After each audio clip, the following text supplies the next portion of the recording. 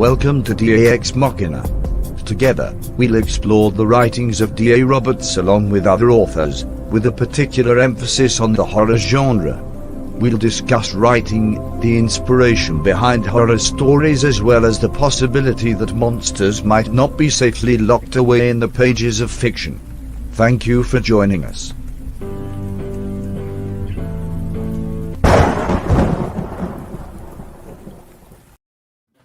Good evening, folks, and thank you for joining us tonight on DA Ex Machina. With me is my partner in crime, Stephen Monrotus, Naomi Finn from the Dixie Cryptid and What If It's True podcast, and Josh Jones from All Tower Media. I want to thank you guys for joining us tonight. Appreciate you guys being here. Hey, no problem.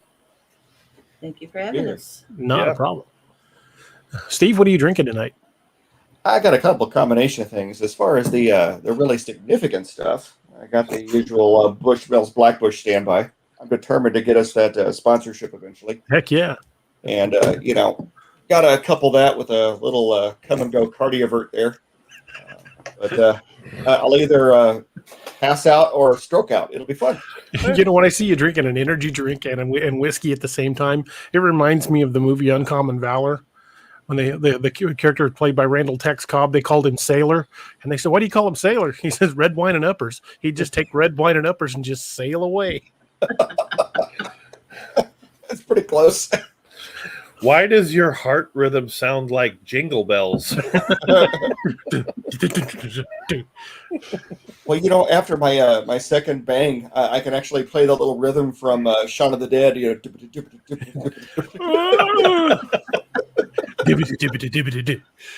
Josh, what are you drinking tonight? I know I'm gonna botch the name of the company. Dansk Mjød. I don't know. It's mead from a. I can't do the camera. There you go. You can pronounce it. No, I can't. I can't mead. It's mead and it's good. They make 5 or 6 different flavors and it's delicious. You show me words like that and I feel like Vanna White when nobody gets a letter. You're like, but your dress is prettier. Yeah. Thanks. Naomi, you drinking anything tonight? Just my coffee. Just coffee. Well, I've got coffee and back up with the Bushmills, but and my water. And your water. I've got a big gallon jug of water off to the side, but I've got everything within hand's reach. Even got some green tea over here somewhere. No, that much liquid and aging prostates is probably a bad idea. I'm taking it. A problem for me. I'm taking it in slow measures. That's funny that the green screen kind of gets rid of the green tea. That's funny. Kind of cool. Oh man! Oh, already got a heart and a comment. We're off to a good start. What's the comment? Yeah. Oh, good evening, Patty. Thank you for coming. Patty is in chat. Awesome. She's always a good time to have in. We chat. got a heart from Kat Dahman and Sweet. A like from Roger Peacock. So thank you, folks. Very nice. Well, tonight I wanted to do something a little differently than we've been doing here lately. We've been having guests on the show quite a bit here lately, but I wanted to take a little bit of time and talk about some of the things that I've got going on in my own universe, as it were. I'm about to release my newest of the books, the Cryptid series. It's the first book of the Nightmare Hunter series. It's called Nightmare Hunter: Uncanny Valley. It's cleared edits. Naomi here is the editor this time around. And she did a wonderful job. She did a fantastic job on the edits. And in fact, we spent hours going over the manuscript together. And it cracked me up because when she was giving me the edits back, she said she was a little worried I was going to be upset because there was so much red. I'm like, oh, no. I am not going to be upset in the slightest. Whatever makes the book better is good. Right. That's awesome. The general says good evening, evening general. Mike McGee, thank you, sir. Brian McGee. Good evening, all. Landon, thank you for joining us. And Brian says, Arkansas Cops for DA. Hey, thanks, man. Appreciate it. But see, that's why editors exist. Writers are better with story than they are editing. That's right. They can put it on the page, and it's messy, but, have someone clean it up. We fixed a lot of stuff in this, and I think it's a much stronger book because of everything Naomi did. And she pointed out some things that I hadn't even considered, and we had a good time going over it. We're actually very happy with the finished product. I can't wait to get my hands on it. See, I am just so glad that I don't have to be the editor, because what was it Hemingway that said, to write drunk, edit sober? That is correct. More fun to be drunk, so I would be no good to you. So, I mean, granted, you haven't had a chance to. I know editing and reading is vastly different. Mm-hmm. Yeah, tell them about that, DA. Yeah, but I was going to say the edits, and I'm like, hey, I got like 2 or 3 pages in a row without any red marker, and she said, yeah, it's because I got busy reading and forgot I was supposed to be editing. I've got to go back and fix that. I'm like, oh crap. But tell us, you spill the tea. Is it good? Is it good? Oh yeah. Oh good. Yeah. I mean, there wasn't a whole lot of doubt. Well, anytime an editor struggles to stay out of the book, it's a good book. It was very difficult to read, to edit, because I really just wanted to read it. And that's a no-no. I have to go word for word, line for line.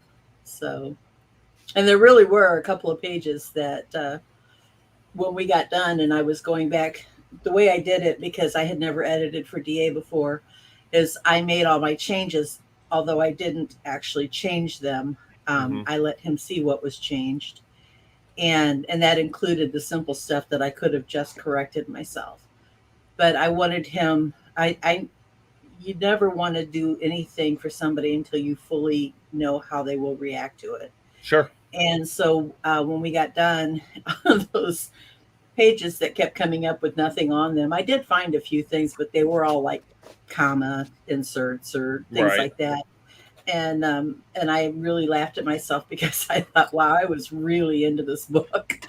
It was a really good book. Now, with DA or just in general, when you do your edits, do you do like a live document on Google Docs or Word where you can kind of see the changes? That's cool. Mm-hmm.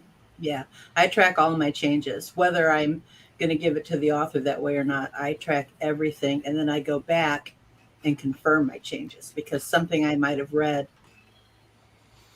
And this editing process was really great, because not only did I get her input on it, we did a live video chat and went over the edits line by line. Mm-hmm. And I think it really it allowed us to really explore in depth some of the things that I could have been more clear on, and some of the things that I might have, phrased badly. And we were able to hammer out things that, you wouldn't normally handle. You wouldn't be able to understand via just a text or an email. Yeah. That actually is, if I could do it every time with everybody, that's the way I would do it. I think it was a good process. Well, then we'll use it again. Definitely. But it depends on the kind of editing you're doing as to the way you go about doing it.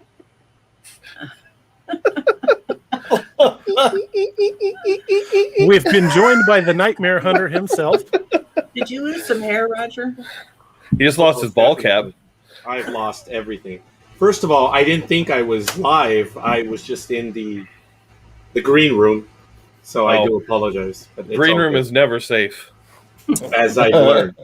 I just realized right now. But good evening, everyone. Good evening, Naoma, DA, Steve, and Josh. I'm sure Matt told you what happened, right? Oh, yeah. Kept calling Matt Josh. Even afterwards, like 3 or 4 times. Well, those of you that haven't seen it, we have the Nightmare Hunter logo designed by Josh here. And it is now on a line of T-shirts on my Teespring store. And Adam graciously cleaned up like the glasses and added the text for me. I threw down the bulk of it, and then Adam cleaned it up.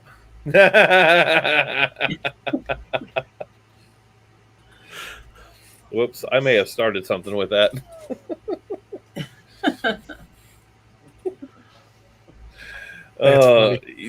That's I bet you that's more accurate than he realizes. We got another love from Josh Dalton and a couple more likes And Patty Figueroa Gonzalez gave us a like, and Josh gave us a loves. Thank you, folks. Brian says, "Hey, what's in all the tumblers? Apple juice? I've got coffee in mine. I've got coffee in mine. Mead. Yeah, a minute ago, I've got some Bushmills. had a question from Landon Forbes. He said, DA, when are you going to get around to the Steve Lilly story? That's happening soon. I've completely reworked my schedule. I'm doing my writing schedule very differently than I have over the last year. So now on Tuesdays and Sundays are what I call short story days. And on those days, I work primarily on short story projects. Some of those short stories will be for the upcoming Patreon that we'll be discussing here shortly. But there's going to be short stories that I'm going to be doing for Dixie Cryptid, especially the Steve Lilly story, and then other short stories that'll probably go to anthologies. But I'm going to try to do at least a short story a week from here on out. And that just keeps my hand in. I have 3 writing projects running currently at the same time. I'm writing the first novel of Man's Marauders, and it's coming along fairly well. I'm writing the 3rd installment of Lakeview Man, which is called Lakeview Man Beast of Blunk Road, and that's already coming along fairly well. And I've had a fantasy project on the back burner for a while that has now been brought to light. It's actually on full-blown front burner now, and hopefully it'll be done before too awful long. And I haven't actually have got a working title for that yet. So I may come to the fans with possibilities of you guys taking a vote on titles and helping out with coming up with names for the series and the book itself. Maybe from future Patreons. Definitely. Josh, you were instrumental in helping me get that Patreon off the ground. That just means I spend too much time on the computer. That's all. Do you want to talk about that a little bit about some of the things that were going on? I can talk about that. So we helped DA set up a Patreon, and if you're not familiar with that, it's a way to support your favorite creators. A lot of people have it: YouTubers, authors, companies. Basically, you can go to the Patreon and you can sign up for a monthly donation to help support your favorite creator, and in this case DA Roberts, and based on the level of your support you will be offered different rewards. For example, at the lower end, $5 per month, the Ragnarok level, you get a special title in Discord and you get access to his newsletter. Now there's 5 tiers, but there's all the way up to $100 tier, the Nightmare Hunter level. Crazy if you do, but awesome if you do. You get all kinds of crazy stuff. You get to vote on book titles, getting one-on-one AMAs and chats with DA, input on cover designs, a character named after you and put in a book that you want, manuscript meetings. You will help shape the DA verse at different levels. You have different access to different things, but all the levels will help support DA and also help shape the community and the books around DA. And we're at the Ragnarok level. Okay, so wait a minute. I get to have AMAs with him. I get to speak to him whenever. I get stories in my name. I get characters in my name. Oh, shit, I think I'm already paying that. I was going to say, you're kind of already there. Yeah. Hey, DA, see you at 9 a.m. tomorrow morning. Just kidding. DA, if you want, I can bring it up on the screen. Go ahead. That would be good. Let me pull this up here. May I humbly offer that you guys should also have certain other levels for like yearlies, stuff like that? Unfortunately, it's a monthly option only on Patreon. Okay. But people can opt in and out as they feel that they can afford or whatever they would like to do. All right. You're up to 6 likes. Nice. All right. So these are the different tiers here. Like I said, we have the Ragnarok level at $5 per month. Why don't I make that full screen, make it a little easier to see? And we can even do this here. I know I'm having trouble seeing it. Lakeview level, $10 per month, and you can see it offers a little bit more. You get a monthly short story, discount codes, Every level will also have a special title in the Discord server. At the Apex Predator level, you get $25 a month, a little bit more. You get to vote on book titles, group chat section. And then the Wild Hunt level, $50 a month, and then you get a lot more. Like I said, it just tiers itself up. And you guys can check that out at what is the address? I think it's patreon.com/DA Yep, D.A. Roberts author. Yep. Patreon.com/DA Roberts author. You already have a patron. There is one patron in there currently right now. That wasn't supposed to be public information. That's okay.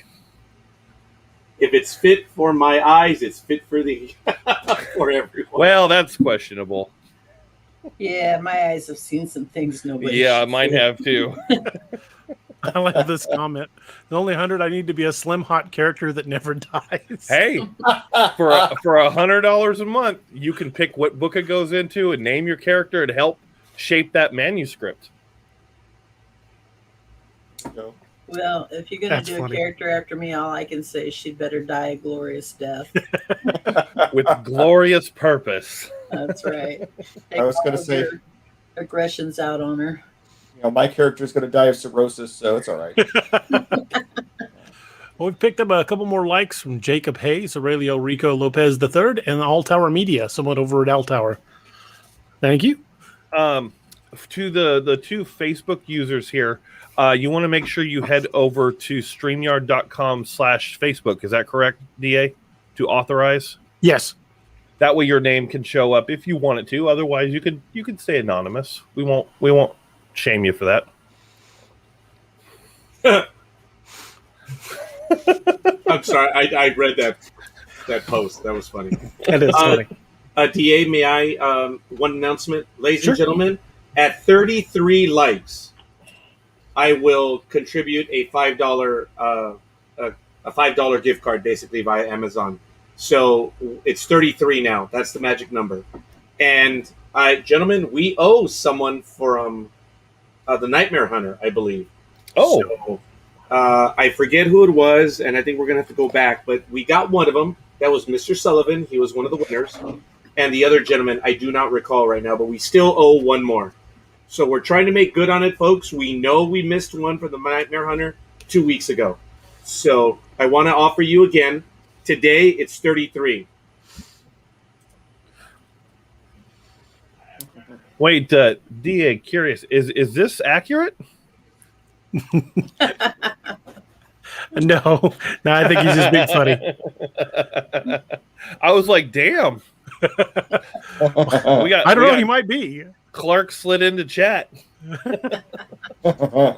I got a couple of days ago in the mail. I got a late birthday present from Kat and David Dahman. They said they saw this and thought of me immediately. Big, hairy, and ugly. That tracks. Yeah, pretty much. Hangs on the wall, so it looks like he's like hanging out on the wall. That's awesome. Hey, Aurelio.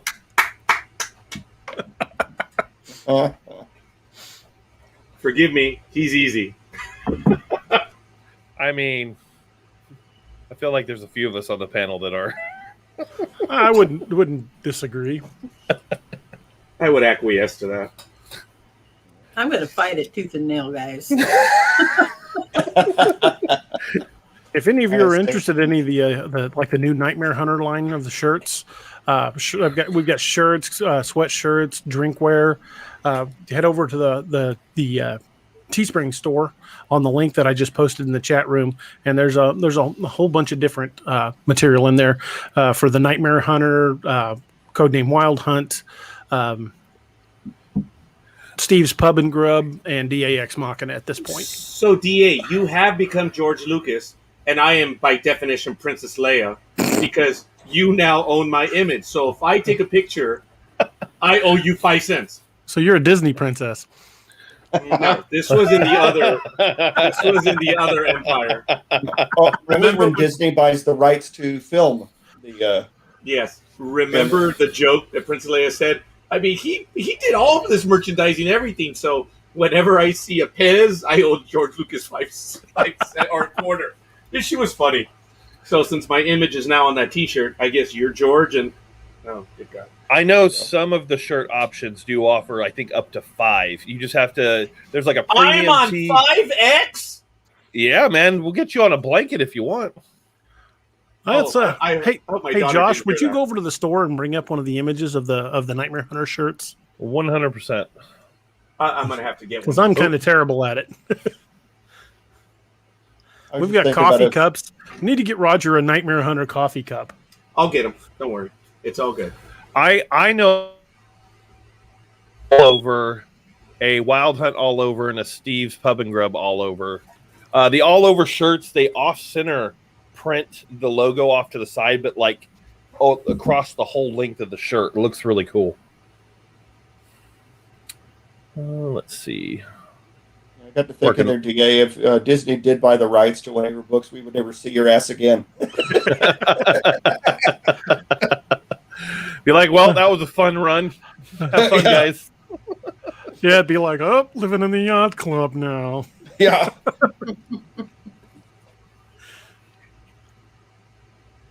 A cigarette boat full of Macallan. Yeah, Balmore. that's hilarious. It would be living like Hemingway, drunk Patty. in the Florida Keys. Oh, good God, Patty. Oh, Jesus. Now my cousin is misspelling my name. You know, Roper is currently looking for a way for us to print our merch onto shower curtains. He has this thing about wanting to shower with all the fans. I don't know what it is, but once we find it, we'll make sure the DA stuff is on shower curtains too. Oh, the shower curtains are available through Teespring. Are they in the Teespring now? Yeah, they're They in the weren't Teespring there now. before. They update. I was just looking at them last night. Oh, Yeah, we need to get a big Nightmare Hunter logo on a shower screen. Hell yeah! I don't know. I'll if I shower would with Roger. feel comfortable showering with a profile of Roger. I read the book, guys. Okay, Steve, stop. please. Steve, I still respect you, please. Steve, right. you'll have to get the DAX Machina one. Yeah, there you go. Oh, look at those beautiful shirts, Steve. There you go. Yeah, the Steve's Pub and Grub's really looking good. Yeah, they look great. Let me see. You got it. I really like the one I've got. Drinks. You can get yoga pants. Hey, Roger, you got yoga pants. Come on. The pint glasses are new too. Yes, they are, and they look really good. Oh Oh, man! I need some of the pint glasses. Now I feel like need a pint glass for every section. So there's a DAX Machina one, there's a Wild Hunt one, there's a Nightmare Hunter one. we need to. I feel like we also need to make some logos just for the store for some of those products, like the pint glasses and stuff like that. Yeah, and then I've got some just basic DA logo merchandise. You can get the DA logo on like pillows and stuff like that. Oh man, this is. I like how the black on black turned out. That just looks creepy as hell. I like it. Yeah. Oh, well, Brian's really excited about the book being on tape. Shower with anyone for it. And then, of course, that's funny. And then, of course, my cousin is really going crazy on it. Well, Brian, you asked about Lakeview Man First Duty. Funny you should ask, because the lady that's going to be narrating First Duty is with us tonight. Naoma is going to be narrating Lakeview Man First Duty. And when did you say we were going to jump on that project? A week from Monday. Week from Monday. 26th, I believe. So we'll be starting the project very soon, and hopefully we'll have information on release for First Duty very soon. So how far down the road would your book, Would Nightmare Hunter? yeah, how far down is it? In the list to be put out on audio? Yes. There's not an order. If you wanted to start narrating it tomorrow, you could. Of course. Oh, I'm sorry. That was a coffee. Well, I can't think of anyone else to narrate Nightmare Hunter, especially since it's all done in your voice. It would be it was eerie reading it the first time. It really was. So It was I am funny. flattered. with Alpha reading it because I couldn't get my words out. I couldn't not hear your voice. Really? Like the whole time I'm picturing like your facial expressions and things when the female lead. I don't want to spoil or anything, but when the female lead was talking to the character Roger, and he would react to it, I was like, I'm seeing You're seeing real me, Roger. yes. Yeah. People were asking why I shaved, and I shaved on Thursday because I went to see a movie alone. So that's why I shaved. I've got to live up to my alter ego in the book. He's a celebrity now. He has to. The guy's luckier than I am, that rat bastard. I wouldn't say lucky until you've read the book. And I know you afforded the manuscript to me, but I'm going to take it all in one shot. I am looking forward to it. I am running a bit behind. Oh, okay. There's something in there. I'm still. Oh, shit. Okay. I'm sorry. I'm already half a horn in. Oh, phrasing. That was hilarious. Oh Lord. I walked into that one. For the longest time, everyone was telling me about the enema and the gun, and I didn't know until I got it, and it was amazing. Reading it and living it, I envisioned it, and it was just unreal. And I was joshed by Josh. Everyone was messing with me for at least 3 to 4 months, and they're like, "You're the Nightmare Hunter! Ah, the flare gun!" Yep. So here we go. And I don't think you're ever going to live it down because it's been immortalized now in Uncanny Valley also. Really? Yeah. There's a passing reference to it. Oh, okay. Well, yeah. Hey, when Luke shot the Death Star, it stayed on his record.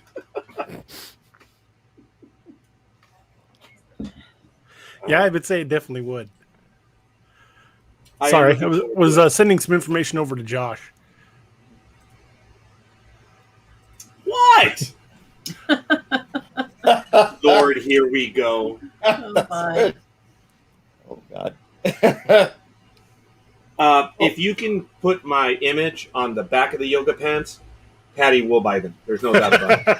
Actually, there were some like yoga. They were like below the knee yoga pants that did have the image towards the back. Yeah, the bicycle shorts. Yeah, I mean, I'm not up on fashion, so. I'm a little concerned of looking at the yoga pants though, because with the Rogers logo, because the profile of you is facing to the left. Oh, good God! Oh, good God! You're like facing towards the crack of the butt, going, and it concerns me a little bit. Might be some inappropriate Yep. typing. Yoga pants just went top on my list. May have to go in and alter the design so that happens. I need to buy them before you do that. Like I said, we can make specific designs for certain products. It wouldn't be that hard. The Nightmare Hunter right in the center on the front. See, I thought we were cool. Yep. Dude. I thought we were cool. Jazz, and there's pint glasses with the Steve's logo on it. Given the fact that I could have them here at the house. Oh, great. Do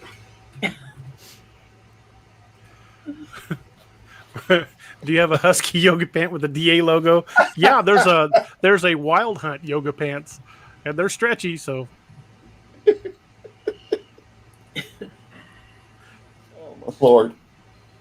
Oh man, oh, that's too funny. You got to watch with some of that stuff scaling up, though. The Wendigo head will look like a bison skull. If you break up the pant size. oh wow. It becomes a pterodactyl. We got another like from Jacob Hayes. Appreciate it. Thank you.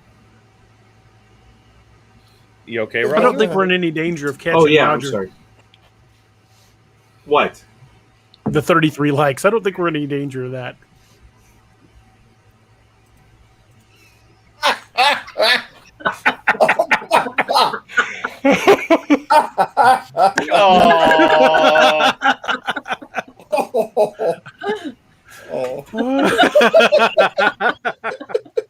I'm watering. I'll be right back. I have to change the water. Hey, D8, that didn't work for me for some reason. Let me see if I can figure it out. It's super easy. I can tell you exactly where to go to do it. Okay. If you're in, it's under tools and services on the left, and then click promotions. Okay. And then it'll have a dialog box where you can type in exactly what you want, the code itself, what type of discount, how much, and when to expire. Add it, and then just share that code. Does that make sense?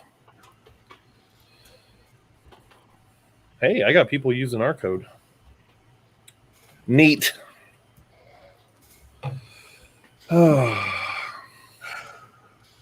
So, how is everyone?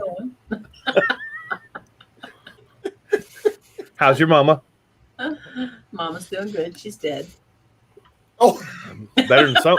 I mean, better than some of us. Oh Yep. man. I don't know. It's something dumb I've always said. I was like, "Hey, how you doing? How's your mama?" Just a roll off the tongue thing. I've been called Mama since my kids were little by everybody. Mama or Big Mama. We, when growing up in high school, we used to have all my friends, my older brother's friends, over all the time. So yeah, my mom was kind of like the mama to everybody. Yeah. I'm shocked that I got that to work, Josh. It worked. I usually need you to do it, but yeah, I actually figured it out. There's a 20% discount through the end of the month now for any purchases on the Teespring store, and I'm posting the code in the chat now. So DAX, as in DAX Machina, 21 will get you 20% off through the rest of the month. 6X yoga pants, and he'll wear them on the show. Wow. As long as DA, can you imagine putting those yoga pants on a Squatch? Yes. You throw down those kind of challenges, we'll find ways of making it happen. That we will. Need a 6-ounce yoga pants and wear it on the show. Oh, I'm not wearing it, but if you want to wear it, you're welcome on the show. And then, yeah, I'll definitely go with you if you want to do that. That's hilarious. We'll go down to Joe Bald and see if Steve can draw in a dog man again. Patty, for some reason, when I get on a show, it kind of just goes all over the place. It did. I try not to do that. It just happens.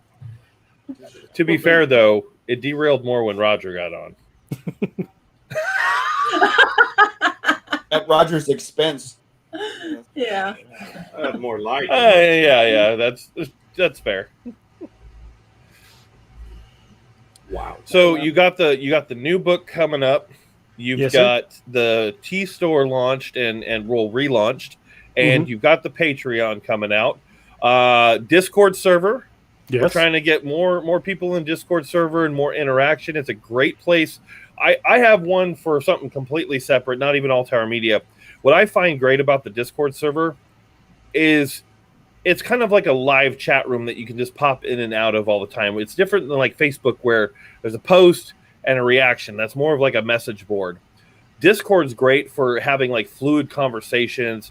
It's organized into different categories to, you can talk about the books in one area or just general chat in another area. I know my Discord server, we talk about all kinds of random crap. Like today, we're talking about some poor girl, her cat got kicked by a bunch of teenagers.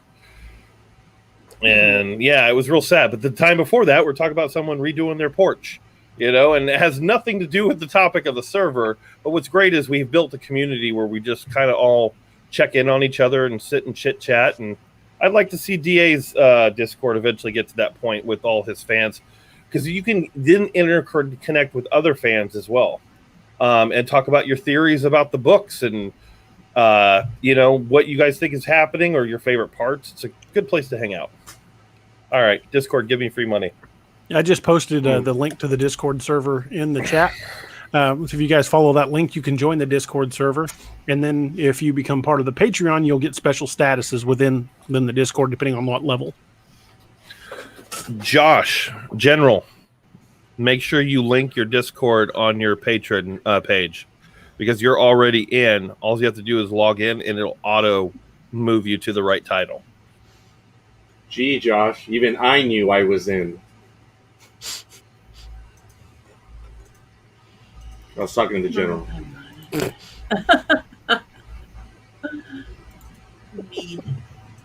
Gonna drop it on Roger's head. Okay. So then, anyway. So, what else you got coming up? Well, we got the pending release of Nightmare Hunter. Only thing we're waiting on now is the final cover, and it's ready to go. I mean, I've even got layouts and formatting done. Naoma did the edits. She did a fantastic job on the edits, and I think people are going to be happy with this one. It's a very clean edit. It's a very smooth flowing story, and I credit her with a lot of that because she had to fix a lot of my crap. And she did a wonderful job. Steve, you've read part of this manuscript. Not all. I don't think you've read all of it. I've read all of it before Naoma. Before the edits. Yes. Naoma, you and Steve have both read it. How do you two think it stacks up against the other books? Well, I read the entire thing with Roger in my head, which is just so scary.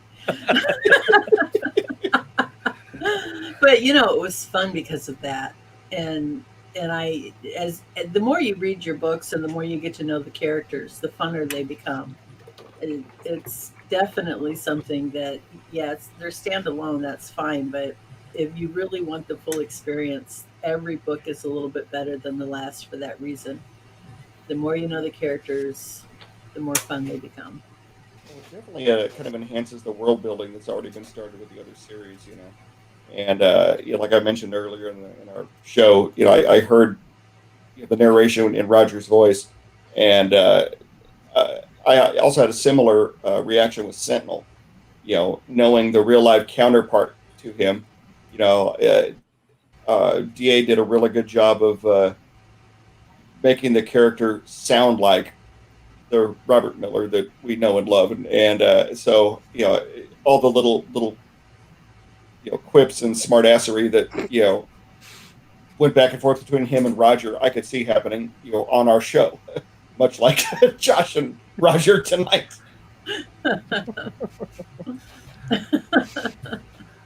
I love Roger, and he knows it. I guess I should say sorry as well.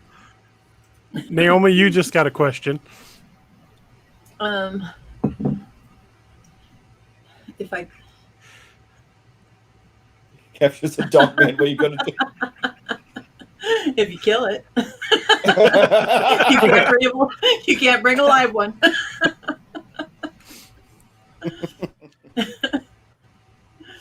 Yeah, I'd have to also bring my husband, but yeah, sure. Well, Josh has thrown down the gauntlet. It says, Roger, $20 if you videotape you reading the Nightmare Hunter.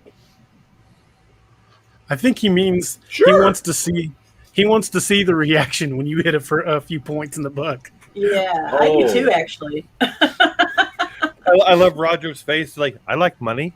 Yeah, sure. I completely expect a couple of irate phone calls at some point.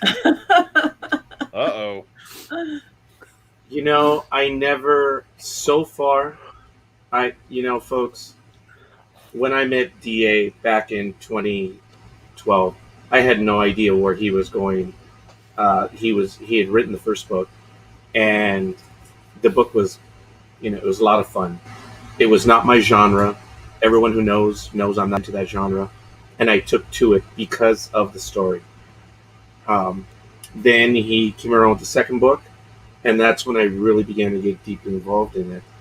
And I never, ever imagined that I would be involved in any way. And then we started talking after the second book, how he was taking some characters from real life. And I was like, oh, dude, where am I? Well, you guys have already heard the whole story. So, throughout the entire thing, I thought he was making fun of me by one character, which I disliked passionately. So now knowing that I have a character, DA, I had not once have I. Okay, no, actually, I did. Yes, I did tell you once. So wait. Okay, there was an issue in one book which I brought to his attention, and he put me in my place. I was like, okay, fine. But beyond that, I have no qualm, I brook no argument with Mr. Roberts. I am a fan first and foremost, and I never thought in my wildest dreams that I would have a character even imply that it was me. Forget it having my name. And this person is actually a decent person. And, he's actually an all right guy. He's a jerk, but he's an all right guy. Yeah, for the record, Weasel Face is not you. He's single-minded. In the Ragnarok books, there's a character that I don't know why, but for some reason, yeah. The character that Wiley constantly referred to as Weasel Face, and I don't know why, but Roger was convinced it was him. Oh, no. Your character, Roger, is not only a decent guy, but, in his own way, he's kind of a badass. So I think you'll be very pleased with how it turns out. And I mean this with no bullshit. That tracks with real life as well. I agree. There you go. I tried to make the character in the book as true to the Roger that I know as I possibly could. Well, I'm a lot older and a lot wiser, and I wouldn't do some of the things that I've done even 10, 12 years ago. Yes, I have jumped in when I should not have. I do try to break up fights. I have all my life, and you guys have all heard the story, what happened outside my house twice when I was in Southgate. I heard the words my wife said, I think he's hitting her. I snapped away. I am a heavy sleeper, folks. But our wives have a certain tone that they know to wake us up, right, Steve, DA, and Josh? It's just, they know it. They could say one word, and it's instant. And when she said that, I snapped away, and she said right out in front. I ran outside. I didn't know what was going on, but I heard the terror in my wife's voice for the young girl, and I ran out. Yeah. And I've done it numerous times in my life. I don't know if I would do it today, folks. I'm a lot older, a lot smarter, I'd like to believe. You go running out there with that sword hanging over your shoulder. I don't care who they are. They're going to drop what they're doing and run. You mean the purple lightsaber? Oh, yeah, that's going to work. No, the Lord of the Rings sword. Yeah, the Lord of the Rings sword. Just yell for Frodo and charge him. For Frodo! Right there. Remember, I have that one. I have Aragorn's and Glandrin. Dream, when you guys all know when he came over, he opened this one, so it went back in the box. I'm really happy with this one. This one is, I don't know, Naoma, if you played video games when you were a bit younger, but remember in the late 80s, maybe early 90s, remember when the games were switching from one person to maybe multiplayer, and there was that one game called Gauntlet, and then the second one, Gauntlet 2? Remember that one? It was a 4-player game. And remember the famous line, Warrior is about to die. Yes. I always envisioned myself as the wizard in that, and I always played the wizard in that game. So Gandalf was one of my favorite characters. And getting or receiving Glamdrin. I'm sorry. No. Gauntlet is one of the reasons I want to get one of those like custom-made arcade boxes that has like, because now you can download like thousands of games on one machine, and I would love to have a custom arcade box and just have all the old games, all the old Nintendo and Sega games and arcade games on there. I think that would be a blast. I've got one in my living room. My middle son Nick bought one of those arcade cabinets and then loaded a bunch of ROMs on it. So every once in a while, I'll just go in there and sit down and play Donkey Kong for an hour. Heck yeah! Well, do you guys remember that really awesome one, Afterburner, where you sat in it and it rocked back? That thing was on sale in the 2000s for about $3,500. That was a lot of money back then, but it was, considering, it was actually reasonable. We were at Best Buy the other day, and they had a Pac-Man machine, and my 13-year-old son goes, "Hey, I'm going to rock Best Buy, right? Yep, and he's looking at the machine, he goes, I don't know how to play this. And my wife and I were laughing hysterically because literally it's 2 buttons and a joystick, but he was stumped because he hadn't played the old games. That's funny. Yeah. Good God. You realize that's going to stay for a little while. Stick him on a rotary phone and just watch him. Yeah. Oh, we've done the whole pretend like you're taking a picture, pretend like you're taking a phone call, and we got this and this. And I'm like, no. It's this and this. And she's like, what? Well, I always am amused when I walk out of work and I see all the 20-somethings with their cell phones and they're having conversations. And they don't have the phone on speaker, but yet they're holding the phone like this talking to the person. And I'm like, clearly you've never used a real phone. Anyone who has typically holds it like this. And you can see like the generation division. It's like, at about age 30, 32, all of a sudden it goes to this. Yeah. Is it the same color? Huh? Steve? Mine is. Do we have this? It's black and like a mint green inside. Oh, he has one of those Apple phones. Oh, he's on the dark You side. know, I have the Apple phone because I'm too dumb to use the Droid phone. I tried.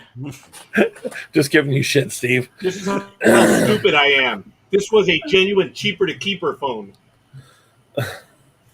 We got a couple more I likes. was referring Todd to Hunter and Eric contracts, Vogel. Neoma. Thank you for the like. Contracts.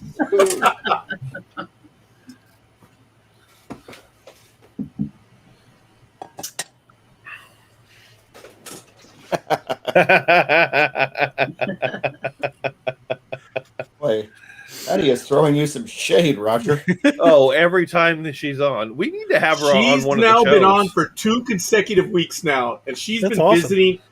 Patty, all kidding aside, DA, you have a super fan, DA, and that is Patty. She is here Awesome. for all of the programs. She's listening. She's a part of it. She's active. And yes, unfortunately, I am one of her cuts. She takes shots at me. But dude, She even is here showed up because on State of the DA Nerd verse. and Spoiler Cast. I was very Yes. happy about that. Yeah, so we got one. No, just kidding. I listened to the spoiler cast last night. Was pretty happy with it. You guys did a good job. Yeah, you guys did You kept awesome. calling Roper by the wrong name. Yeah. He said as long as he doesn't call me his full name, I'm not allowed to say it out loud. Oh, I just did. You gonna get fired? Well, He goes, he can call me anything but 52 that. years, in my 52 years on this world, it won't be the first, and it most certainly won't be the last. He goes, as long as he doesn't No, call me that, he can call respectfully. me anything he wants. Yeah. I told him we Look, need- he doesn't want Matthew. We won't call him Matthew, and that's all good. Yeah, we won't ever call him Matthew at all. We won't use the name Matthew. We won't say Matthew around him, to him. We just won't say Matthew at all. No, Matthew, we won't say Matthew. No. Matthew. We won't God, say I agree. really hope he's not Matthew watching. will never be uttered in his presence again. One or more of us may get a text. Yeah, and probably me. This is you guys not using his name. You suck at it. Steve. To be fair, though, he has very good reasons for it. I don't want to put him on blast as what those are, but he does have good reasons, and I shouldn't give him so much shit for it. Oh, Yet you will. don't worry. But You won't. I do. Thanks, Steve. Yeah. Yeah, you got that. It was a great show, Roger. I'm looking forward to the next one. Believe it or not, I You, was terribly you and nervous. Josh. I mean you and Roger. I mean you and Roper. It not was like he embarrassing, didn't- folks. It's not like he didn't have a label on his camera. It's true, but it was accidental. Since Josh was commenting a great deal, I was watching the screen since I was co-host, and I would see Josh's name. So when I would say, Josh, he said, still not Josh. I went, oh, God, Matt. And it was bad. The first time, it was clear I blew it. The second time, I was like, uh-oh. And then the third time I did it again, I couldn't believe it. And then after we stayed speaking for a while, I did it an additional 4 times. It became a He running had gag. every reason to fire me. Mira, no sé qué es lo que se le ha entrado a esa hija de su madre. No sé por qué me aborrece. Don't know what he said, but it's funny when we in the DA-verse stories, there are a handful of characters that cross over the various series. You could find Clark in a couple of different series, and Roger in a couple of. It's like the podcast universe. It's like, oh, hey, Roper's on that one too. Oh, Roger's on that one too. And I remember the one night Josh and Roper were doing State of the Nerd, and I just happened to have the night off, and I was able to listen to the show. Like, oh, come on the show. Now I got to go to bed. It's like, I do not need to be the crossover tonight. Crossovers are fun. Oh. Aw. What? Yeah, Patty. Sure, Patty. Wow. Are you guys gonna go throw axes? Actually, we are. It didn't happen this week because I was still closing out fiscal year, and my primary job, as most of you know, many municipal governments, they work July through June. So I'm finishing up, and I'm finally getting time. I had a chance to get away. I dared my daughter. We went shopping this morning, and at around 11 o'clock, I said, you know what? I want to get away. Let's go to San Diego for lunch. Gmo just looked at me and said, why? It's only 2 hours away. Let's go get away for a little bit. She called my bluff. She was all right, let's go. Vámonos. I was like, oh, shit, you really want to go? Okay. So I was like, all right. I use the thing, hey, I always want to go places. You guys never want to go. I've used that line forever. Well, she called me on it. And we did. We went with her friend. We went down to San Diego. We had lunch, ate like tourists. And it was really fun. It was really cool. Good. Took some nice images. Was that the tacos? Was across the bay. I'm sorry? Was that the tacos? Yes. Yes. They were big. They really were. Huge. They were. They had a good flavoring to them. And I know that we're going to go back in August. But the plan is we're going to catch a San Diego Padres game there. So I'm looking forward to that one in August. So, but anyway. It looks like there's some unofficial news, which I don't want to take it from DA, but I have to move up my trip to go to Missouri. So, but we'll leave it at that. I don't want to hijack either, but we were talking about the axes. Just so everyone knows, if you didn't catch the other shows, All Tower Media is doing a throwing axe giveaway. Roper is going to build and give away an actual throwing axe. nice. Go throw axes at your local axe house. Post on our page. It's pinned at the top, so you can't not find it. In that, post a picture of yourself throwing axes, or you and your group at your axe house, and we're going to do a drawing in 2 or 3 months. I don't remember. The date's on the post. Yeah, I think it was in September. Mm-hmm. Sounds about right. Sure.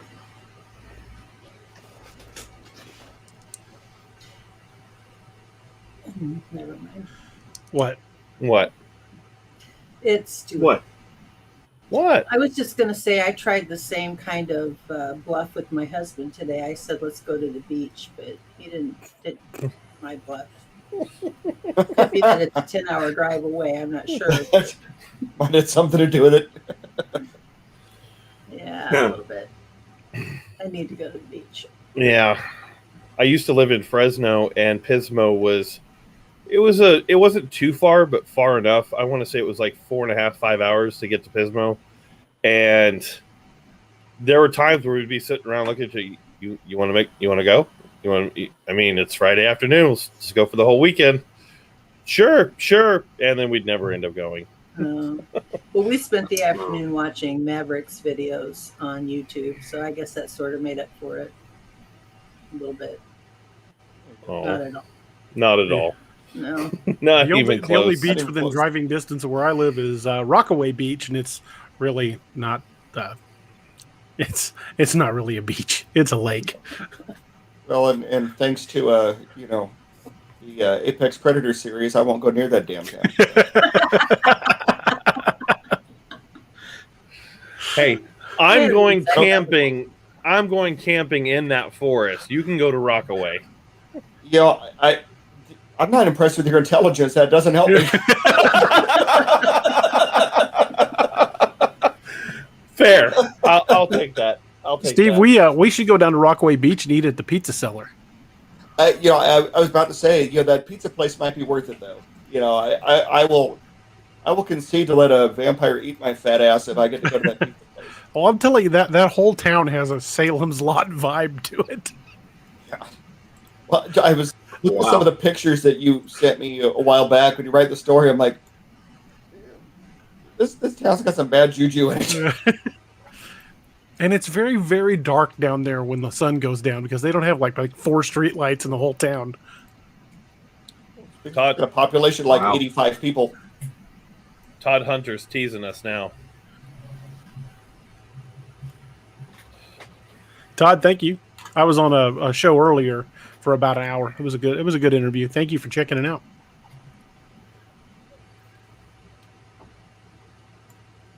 Yeah. Roger lost some facial hair. Should I get my ID to prove it's me? I think hurts. Yeah, I was thinking the same thing. That sucks. But good for you, but sucks for us. Yeah. Roger, I was gonna say your really? Oceanside? Yeah. Your commanding presence is ID enough. I apologize. I think Roger froze up. He's kind of glitching in and out. It's a great look. Oh, really? Has it? Yeah. Have I been? Yeah. Yeah, your image is froze. We can still Have I kind of been hear glitching? you. Every once in a while, your camera will Oh, awesome. There we go. kind of Now you're stutter. moving again. If I suddenly disappear, we have thunderstorms in the area. All right. Just an FYI. Hi. We've had thunderstorms all night. We were actually without power for about 2 hours earlier this afternoon. Oh my! Yeah, we. Sorry. No, go ahead. I'm assuming our storms have passed because something's tapping on my window here, and it's usually June bugs. What? It's a dog. That's the real claw. Roger. Yeah. Facial hair or not, I now recognize him. Captain, what? The little bit of a head snap and oh shit. Flare gun. Gotta get the flare gun. Bye. I had a visitor. Sorry. We had really bad storms last night. I deliver auto parts to dealerships on a third shift, and one of the dealerships, I was standing up to my ankles in water. It was nasty last night. You're in Ohio? Mm-hmm. Unfortunately. Oh no. No, it's very unfortunate. No apologies necessary. I'll get out of this place someday. I've not been that far east, other than like flying through airports. I was in Indianapolis a few years ago and kind of like the vibe there, and people were like, oh, you check out Columbus, you need to go these things. And I want to go see the Rock and Roll Hall of Fame in Cleveland. So it's worth the trip just to go see that. I've drove past the Football Hall of Fame, which is not too far away from the Rock and Roll Hall of Fame if you're into football. Cool. Sweet. Hey, we're coming up on the top of the first hour, and I have a brand new commercial from Dark Angel Medical that I'd like to play. This will give everybody a little bit of time to stretch their legs if they want to. We have one for DA Ex Machina. We also have one for the Nightmare Hunter. I've already uploaded it, so Roger can play it on Nightmare Hunter when he wants to. And we should be getting one from the guys over at Scallywag Tactical coming sometime pretty soon too.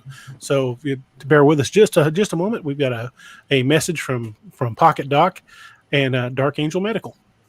Hey everybody, this is Kerry Pocket Doc Davis from Dark Angel Medical, and you are listening to DA Ex Machina with DA Roberts. You may recognize me or some of my products from Dark Angel Medical in some of the Apex Predator, Lakeview Man, and Wild Hunt books, and you can get those products at www.darkangelmedical.com, along with training classes on how to use those products and save a life. Shoot us an email at info@darkangelmedical.com and be the difference. Awesome. That was Kerry Pocket Doc Davis, folks. If you recognize him from the books, that is the Doc, Pocket Doc from the books. I've got to make a special T-shirt just for him about the snowmobile. Yes. Oh, yes. You know, Pocket Doc with a 5'6" steel and sex appeal. Yeah, 160 pounds of twisted steel and sex appeal. Twisted steel and sex appeal. That's it. Yeah. We've got to come up with a design with a Wendigo attacking a snowmobile and put that quote on it for Doc. I think that would be amazing. Attacking or attacking? Yes, attacking. Amorously attacking. Amorously attacking. I think that's doable. That's funny. Oh my.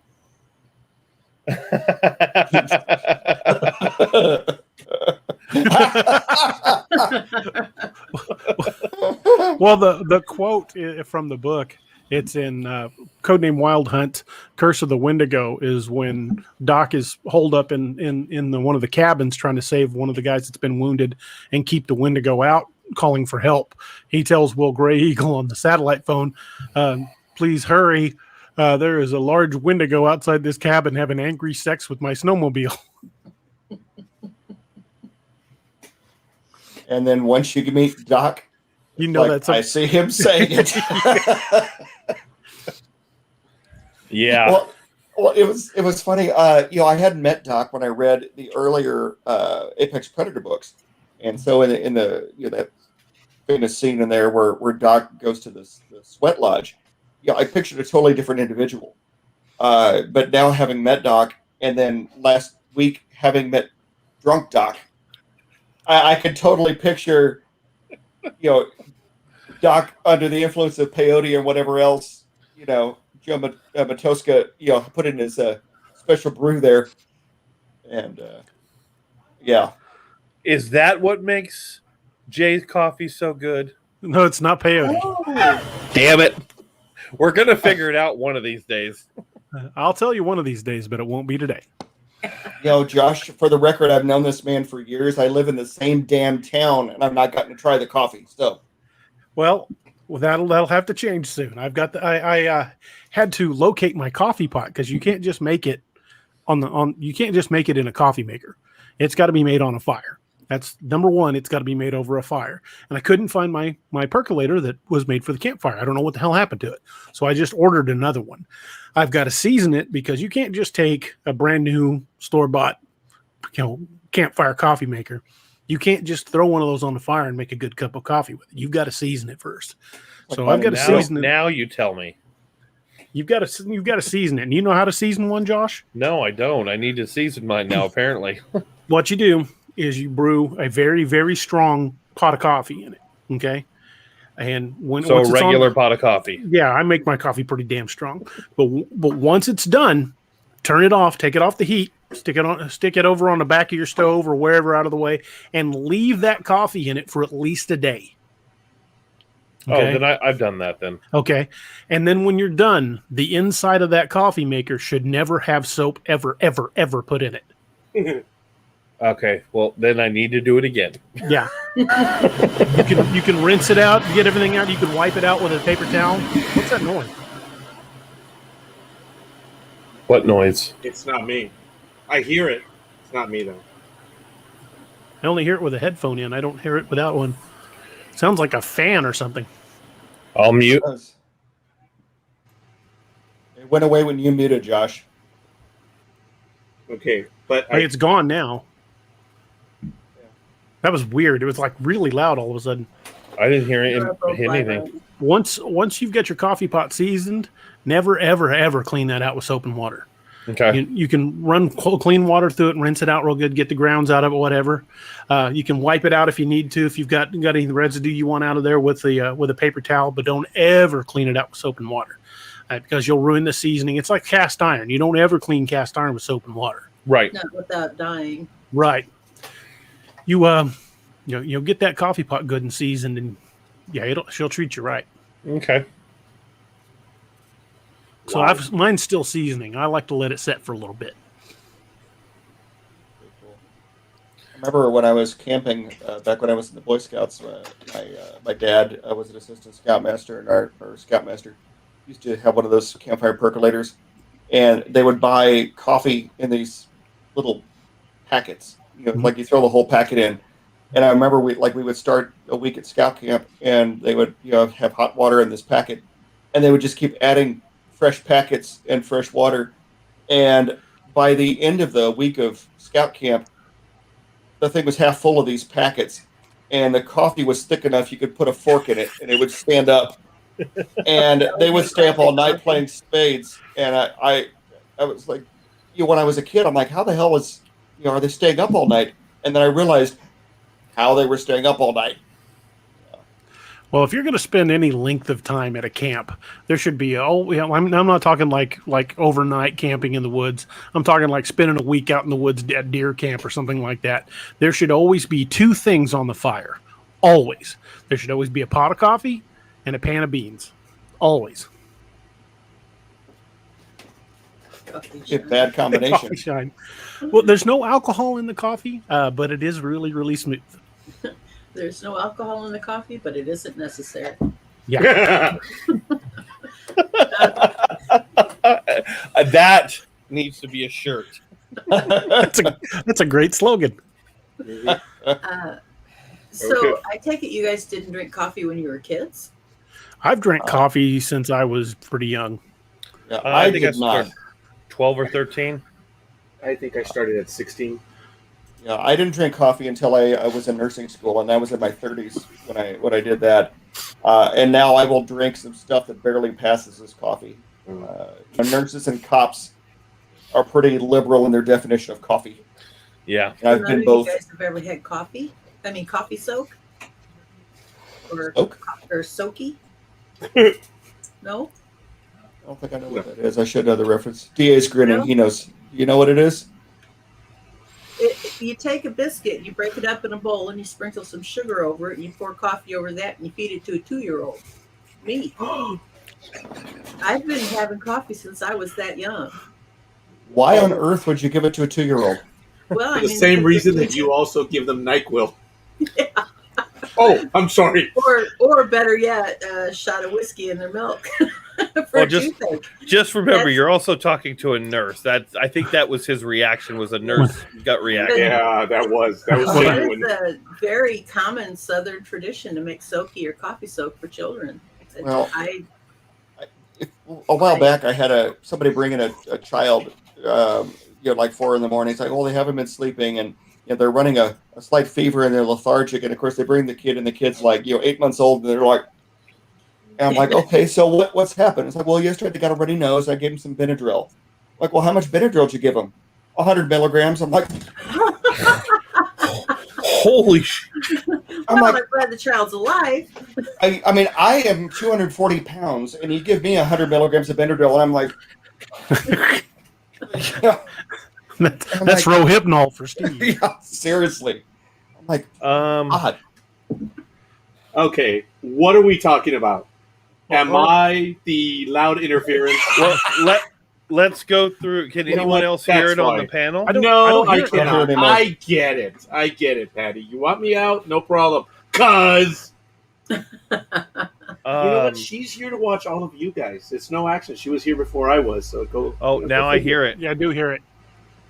How about each person mute one at a time? Let me mute myself so you guys can just go to town on it. It's Roger. It literally stopped. Yeah, you got a lot of background noise going on. That's causing fan it. or something on, or an air conditioner. I've always had the fan on. I'm sorry, but it's picking up differently now. You might have to adjust your microphone levels. Do I need to adjust? Oh, you mean the microphone? I'm sorry. Yeah, the microphone.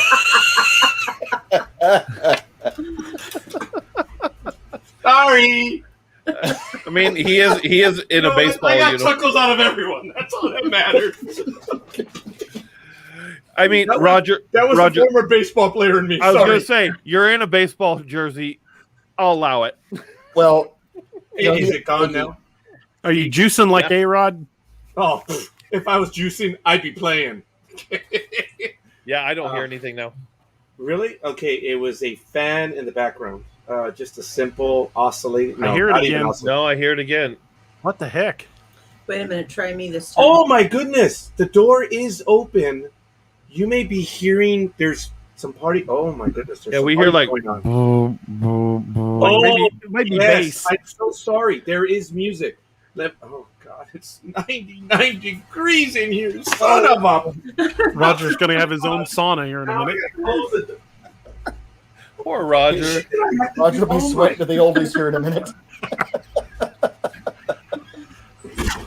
There, it's closed.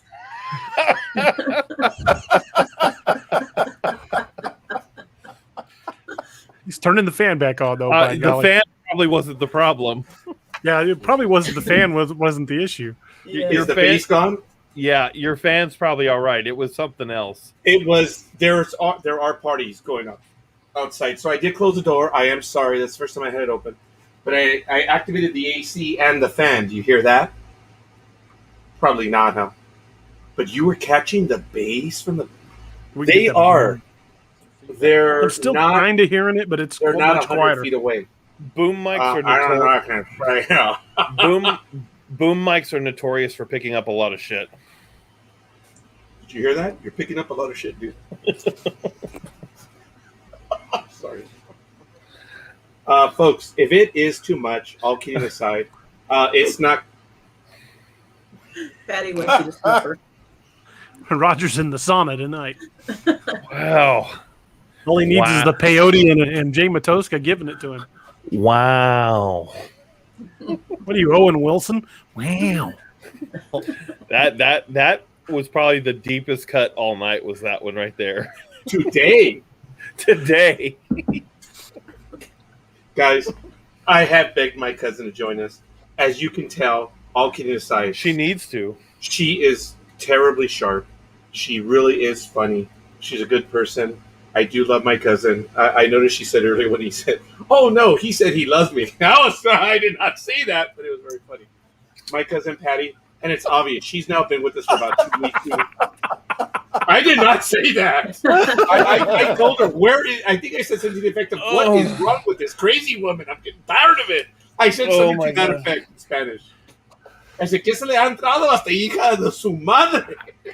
I said, "What has gotten into her, this daughter of her mother?" Patty, you must have only recently joined, like you said, in the last 2 weeks, because sometimes our shows, Yeah. they get a little. I'm surprised we're still. Well, you notice we're not being broadcast in the Central Valley anymore. I was about to say that we had that one night on FM radio, and oddly enough, it never happened again. Well, actually, we did have numerous nights, but Yeah, it kind of went away. that may have become a family issue. And Did his beeper break? Beep, beep, beep, beep, beep. No. Turned let's into just- Morse code. Um, We'll leave it. We'll leave it. If it's something like You that, know what? we'll leave it. okay, I'll put in the private chat. Let's leave it at that. Okay, All right. and I'll put in the private chat. You'll find it funny and you'll understand. And my thing is, it's been 3 years, but all of a sudden, okay, I'll explain the chat. All right. Though, We'll wait. regardless of the actual reason, I'm surprised we made it as long as we did. We were on numerous times. It was. It we probably were- sounded like somebody updating ships at sea.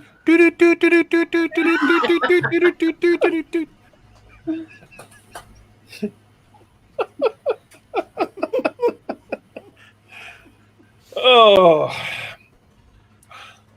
DA, what else are you working on? You got a lot of irons in the fire right now. I know that. Yes, 'cause I do. My hands are on a few of them. I've got that Steve Lilly story in the process. I'm doing a kind of a sci-fi short story that'll be one of the ones that's probably going to go into the mix for the Patreon. It's about a man dealing with aliens. We'll leave it at that. I don't want to give away too much, but it's a little creepy. I've also got a couple other short stories that I've just started roughing out, and the projects I've got going right now are the first book of Man's Marauders, book 3 of Lakeview Man, Beast of Blunk Road, and I'm also doing that unnamed fantasy project in the background as well. And I'm hoping to have all 3 of them done mid to late summer. Can I ask you a few questions about the fantasy novel that you're willing to answer? Sure. I'll keep them general. I'm not going to ask anything specific. To hell with the chat. She wants to know. I'll text her. I love it. Patty, if you join us live, I will tell the storyline. And wear the yoga pants. Very good, DA. You see, I'm not a negotiator. And wear the yoga pants. Actually, if she received a pair of yoga pants, she'd wear them. No, we were talking about you wearing the yoga pants. That's what the negotiation was. You can go to hell, DA.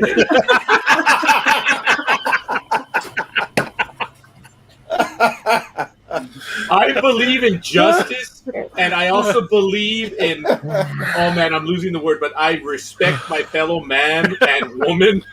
I don't want to do that. We were in San Diego, folks, and I'm going to get in trouble for this. We were in San Diego, we were on the boardwalk, and I looked down the boardwalk, and I was like, oh my God. Oh, so I looked away, and my daughter was like, what? And I was like, you'll see right now, but move over here, they might hit you when they run by. Oh my God, I don't know why it was running, but I had no idea that gravity allowed such movement. And it was absolutely horrible. So I thought I was going to get slapped in the face by her running by. But Roger, there probably is somebody out there that will spend that $100 Patreon level to see you running around freeballing in yoga pants. I'm just saying, everybody's got their own kind of kink. New tier. New tier. Nightmare Hunter Part 2. Part 2. Part 2. Part 2. The nightmare increases. So wrong. Oh, yeah, it is so wrong. We'll just call it the nightmare. When I was about found a few years back when we were on the beach in Myrtle Beach, South Carolina, you would see these guys that weighed in at about 3.5 bills out on the beach with their Speedos on. And I looked at my wife. I said, that's never going to happen. She said, why not? I said, because I have respect for other people. That's me. I said, besides that, I'd look like a Bartlett pear with a rubber band wrapped around it. Oh, that's funny. It's like the conversation Rachel and I had about her honeymoon. She was like, why are you wearing your shirt on the beach? Like, if I take my shirt off, Greenpeace will haul my ass back in the water. And the beacons of Gondor have been lit. That's an emotional moment for me. I support this. What? Stop tapping my head, dude. I support this statement. If she beats you at axe throwing, you have to wear the yoga pants. She says if I hit better targets with the axe. That doesn't say anything about beat. They do have actual legitimate games that you can play. If you guys played their game and she beats you. Patty, the difference is you are a loving mother. You are a wonderful human being. You are awesome. I am full of hate. I will win just on that alone. I will nail those targets. Oh, my God. The hate swells within me. You know, I took my daughter to go axe throwing, and if you've ever watched people, it's just kind of a down and back. Down and back. Yeah, Super simple. Nah, she was like side chucking it like decapitation throws. I was like, who are you? She's like, I don't know, but I love this. She was slinging it like Stormbreaker. That's what it felt like. It landed like at a 45 right at my height level. I'm like, what the hell happened? She's like, I don't know, but we need to do this more often. Patty and I mentioned to her that I wanted to do it in the next 2 weeks, which 1 week has already gone by, that we want to do the axe throwing because of what Matt told us on the program. And I have an axe throwing place like within 6 miles from me and about 20 miles from Patty. So if you do the math, I'm not. You could we're equidistant, or if the train's going 50 miles and this one's going 30. My answer to the teacher was, who gives a shit? You know remember, Steve? Yeah. You know what those always sounded like? You know what those always sounded like to me is like the green station wagon is doing 60 miles an hour down the freeway. The bumper falls off. How many pancakes can you fit in a telephone booth? Like, wait, what? Like, yes, I agree. My wife is a high school math teacher, so I'm sorry. This cuts a little close to home. I'm sorry. I do apologize. You guys all know my joke because I did in high school. I was lucky. I had 4 years of upper math. I finished out up in trig. It was horrible. So my last semester, I had the option of taking like calculus or something ridiculous. I forget which one it was, but it was some ridiculously difficult math. I could take that or modern European history / creative writing. I took the creative writing European history. But I'll have to tell you, do you know what 4 years of upper math got me? In Star Trek II, The Wrath of Khan, when Lieutenant Savick tells Mishasulu, plot a parabolic course to avoid entering the neutral zone. A, B. She just told him to take a lazy left. 4 years of upper math for that. Oh, hey, you know what? Yeah, I was going to say 4 years of math, and you understood a Star Trek reference. You pulled a Captain America. I get that reference. Good job. That's sad. I speak Klingon too. What is that? That's okay. I also support this statement as well. Needs to be a show. The axe throwing show. Set up Facebook Live on NDB Media, The Nightmare Hunter, and just go live and just chuck away. We can do it. Yep. My daughter, she'll do it. No problem. Yeah. Well, several of her kids would gladly do it. They would love to see, oh, this is the uncle that's talking crap to you, Mom? Oh, no problem. We'll film this. I might want to have Doc on standby in case somebody dies. Just about. No, it'll be more like baseball when a pitcher hits a batter and you know it's deliberate, and the pitcher's like, what? So you'll find Roger with an axe in his neck, and Doc's like, yeah, that's a different kind of critter there. Yeah. He also went to an Amish high school. Who? Apparently you. No, I did go to a high school seminary. Right by the San Fernando Mission in San Fernando, California. I did go there. I was studying to be a priest for 4 years. Just 4 high school years. I still needed 4 years college, 4 years theology, 4 years. 4 years college, 4 years theology, and 1 year. Did he mention he wasn't good at math? Yeah. That 4 years of upper math might have not been. Hey, and you can't blame it on Common Core. That shit wasn't around then. Yeah, I get Common Core, by the way. It doesn't make any sense. It takes 10 times longer to do math. But I get it. I understand it. It's just playing games with the numbers. I like doing that. I know. Yeah, I don't. Yeah, I know. Most people are not doing that. But. I got all the way through calculus, and I hate math. Absolutely. It's terrible. You know what that did for me? I was able to make really cool programs in my TA82 calculator. I programmed Battleship in my calculator using calculus. Wow. Yeah. It was. I couldn't do it today, but I did it then. Yeah. But do you know what I can do? I can get a calculator to spell shell oil upside down. Or boobs. I actually didn't know about that one until much later. Well, you were in seminary. I missed out on that one in the seminary. Folks, by the way, on one of my pictures on Facebook, for those of you that have seen it, I said I was going to the Alhambra building to talk to engineers, and very few people caught it, but I had a calculator. I said, I'm taking my universal translator, and I think it said either hello or shell oil. And I deliberately had it upside down, and some people actually did get it. Oh man, it was funny. This cuts deeper than the fan one. Yeah. Okay, first of all, nice try, Patty. If you were my client, that would be different. Nice exaggeration. DA, keep it cool. Keep it cool. I'm like Sergeant Schultz in that one. I know nothing. And actually, Patty's kidding aside because she might be taking one of the tax courses which I'm offering. Sorry, Awesome. Way off topic. I shouldn't be doing this. I'm trying to impart my knowledge and experience on people that want to learn, and I'm basically doing it for nothing because I want. That's part of the reason of Jedi Tax Online tomorrow. I might be interested in that.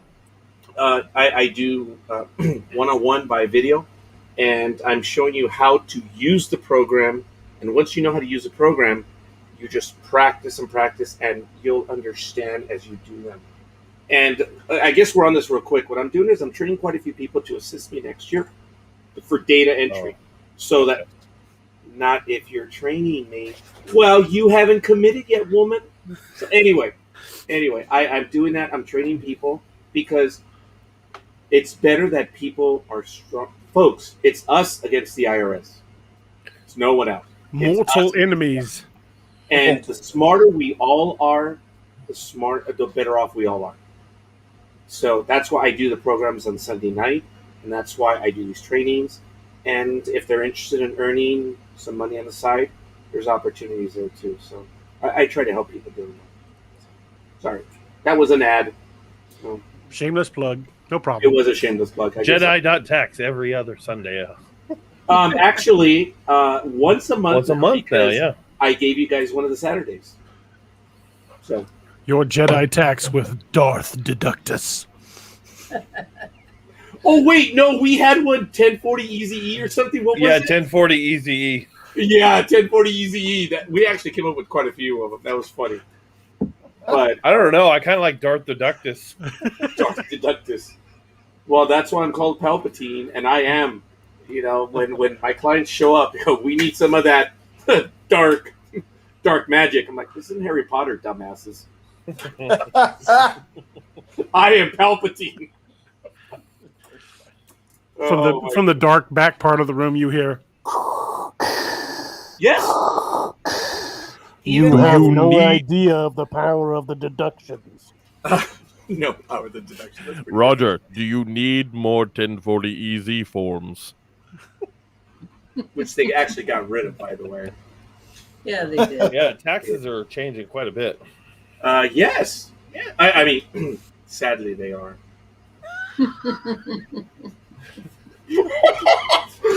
Oh, come on, Steve! I almost got a laugh out of you on that one.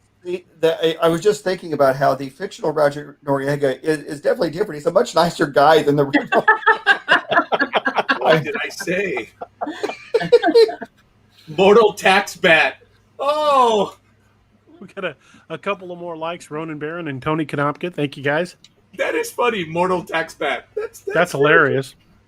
I like that one. That is funny, folks. It is. It's funny. I love being able to do that. I really genuinely love helping people. And, oh! What a shock! What a shock, Patty! What a shock! On an unrelated note, I did want to make mention of some news. Those of you who are following the indie Zombot market, I guess Joe McKinney sadly passed away this week. Yeah, zombie author. And I never did figure out what the story was with that, but that we were just talking about him like the week before about it'd be a great way to get on the show. Ask various people they had a contact for him. I'm like, well, that sucks. Ouija board. Yeah. Well, he. Oh God. Oh. Where's your contact? I got nothing. But no, I was really saddened by the whole thing because he was, he was like the first independent zombie author that I took an interest in, and he's a great writer. I really like this stuff. Oh, amazing writer. And, pretty cool dude from what I understand. According to this article, he says he died in his sleep, but he was only 52, so that seems weird. You're older than me. 4 years younger than me.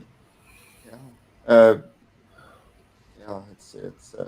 He didn't have much of an online presence, so when I found out about it, I went digging. His Twitter hadn't been updated in like 5 years, and he's not on Facebook and whatever else. And I was just hoping that it wasn't either COVID or something police related, because he was a San Antonio police officer, and things have been happening lately. Yeah. I missed the shooting by 5 minutes last night. Much to my shock, there was a shooting at the corner liquor store where I live. It's on the corner of Town and Laverne. I always joke that I'm on the good side of the freeway because people visit us and my wireless is like fast. They're like, Raj, you've got fast wireless. Yeah, Claremont colleges are like 3 blocks away. I'm on the money side of Pomona. Go to the other side. I think they still have AOL. That's messed up, huh? Even Josh is shaking his head on that one. Wow. See, kids are watching this like, why are they laughing? What's AOL? Oh man, AOL was my first introduction to the internet. Actually, my AOL account goes back to May of 1995. That's how old my AOL account is. My wife still has her AOL account. Yeah, well, I still have all 7 of mine. Well, I think if I try hard enough, nothing suspicious about that. Somewhere. I'm a tax guy. Leave it at that. You know which one I wish I still had was my MySpace. I still have mine. Isn't MySpace still there? It's still there, and apparently if you know the right way to type in your username and into the web address, you can still see your old profile. But there's you got to add certain symbols or something. But I can't remember my email address or my login or anything like that to get back into it. I miss MySpace. Yeah, I never had MySpace one. was cool. It's better than Facebook. Yeah. It felt more personal. You need a Facebook or a Twitter to sign into MySpace. Oh my God. That's the world we live in now. Wow. Yep. Sad. But yeah, I remember, this is a funny story since we're talking about computers and internet. My mom and dad bought a computer, Windows 3.1, back in 93 or 4. And that thing was probably $2,000 and a quarter the power of my phone, if not less so. And they're like, don't mess it up. Obviously, because they spent $2,000 on it. Well, they bought me a video game and I installed it, but I added a space in the name. And back in the old DOS days, you couldn't have spaces at that time. It wouldn't allow it. But somehow 8 characters. Yeah, somehow it allowed the name to get installed, so it crashed the whole computer. It wouldn't even boot up because one directory had a space. I was in 6th grade. I figured out how to get in there and somehow override this just using help commands in DOS and all kinds of things. That thing was back up and booted before Mom got home. Funny. And that started my love of technology from there. I'm like, I fixed it all by myself. I also broke it. My ass. I also broke it, but I fixed it. I didn't know that, Patty, that you met your husband on MySpace. And then she says, you messed up. I did. And very you much. Don't know this, but that was her tone. You messed up, didn't you, John? Yeah, I did. Very much so. That was eerie. I remember back in the mid-90s, a former boss he called me up and asked me if I'd help bring in a government contract. And I said, well, yeah, sure, I'll come in and do work. And he said, do you know how to operate Windows? And I said, yeah, sure. And talked to him a little bit and hung up the phone and thought to myself, what kind of moron does he think I am? They go up, they go down. Wow. I'm sorry. This is a very frightening first day of work. Yeah, I bet. Yeah. Windows and computers have come a long way in a short period of time. Yes, they have. Have you heard anything about the new Windows 11 that's about to come out? Windows 11 is... okay, here's the thing with Windows 11. It seems very Linux/Macintosh looking. For some reason, they moved the start bar to the menu. It has kind of a center launcher, kind of like Mac. They have gotten rid of the general start bar, like how you normally see your icon when you hit start. Anyways, there's a lot of changes, supposedly good changes, but you have to have specific processor, a specific motherboard, like generation-wise, to even get it. I have a newish setup, and I can't install it. It just says you don't have good enough equipment. Sorry, bro. It's not happening. Not today, Jimmy. Jimmy. This I stepped away from them. Is this Windows 11 we're talking about, or? Yeah. You got to have certain security. You have to have newer generation processors. There's a lot of things. There's a tool that you can download that'll tell you, but unless you've built or purchased your computer in the last year, there's no point in even downloading the tool because chances are you're not going to be able to install it. Wow. Is that? See, I haven't had a PC in several years now, and I wouldn't even know what to do with it. We use Windows 10 at work, and I still struggle with it. Because we still have Windows 7. The last time I had it, I owned a PC. Wow. That's a while. I prefer Linux, but I use so many programs that are dependent upon Windows that I just stick with Windows. It's too hard to switch back and forth, and running a virtual box is kind of a hassle. And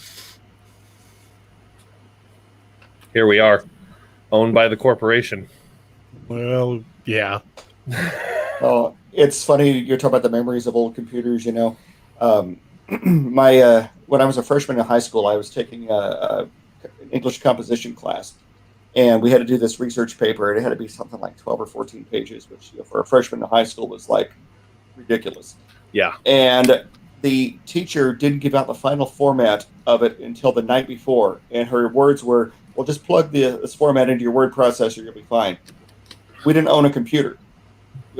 I had an IBM Selectric typewriter with a little bouncing ball, and I had to, the night before, type the whole damn paper that I had already written, but had to type the whole paper, because we lost Doug, didn't we? He just messaged me. Lightning took their power out. Oh, okay.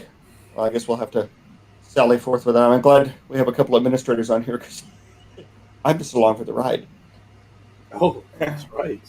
But I remember my first computer. My parents spent $2,500 on it, and it was a 286 computer running at 12 megahertz. I remember that, and it had a 40 megabyte hard drive on it, and I still can hear the sound of that hard drive cycling. It sounded like one of those machines you see at the fair. That you could smash pennies into oval shaped. That whatever it ran. And it was pretty ridiculous. We're gonna try to bring him. Hard drive. We're gonna try to bring him in on his phone. Okay. Let's try. Let us try. Oh, I heard we. Are we supposed to do something? Nope. Wow, this is awkward. I use we more collectively and generally. Collectively, okay. I was thinking it was more the royal we. Yeah, the royal we. That I like that. We are not amused. I feel very regal at the moment.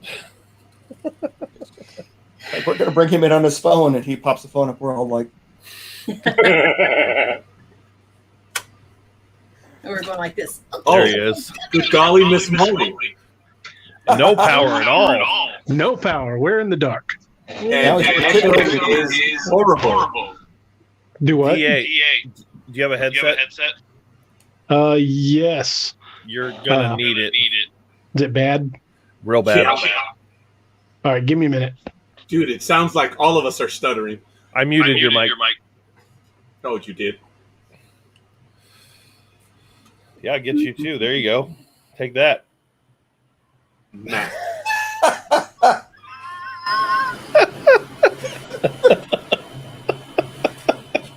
Did you mute me?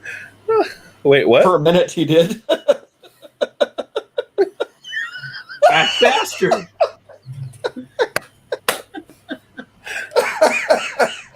With great power comes great shenanigans. I was going to say, and absolutely no responsibility. None whatsoever. All right. Oh, hey, Mike. Mr. Day joined us. Look at the weather map here real quick. Oh my God! Can you hear me now? It looks like that movie. Oh, You're still echoing. You know, we need to get him to start crying and have like a little drippy booger. And then close-ups be like Blair Witch. there it is, Blair Witch. Dude, you look like a Sasquatch right there. Who are you talking to? DA? Oh, I'm sorry, DA. You look like a Sasquatch. Are you good with that, Josh? He looks frozen. I need to. I think he's trying to figure something out. Wi-Fi in my car. DA is going to figure something out electronically. Oh. That's like Biz Marquis trying to sing correctly. Oh. Oh, that was messed up. He must be on the leading edge of this crap. This You is our got weather one. map. Oh man.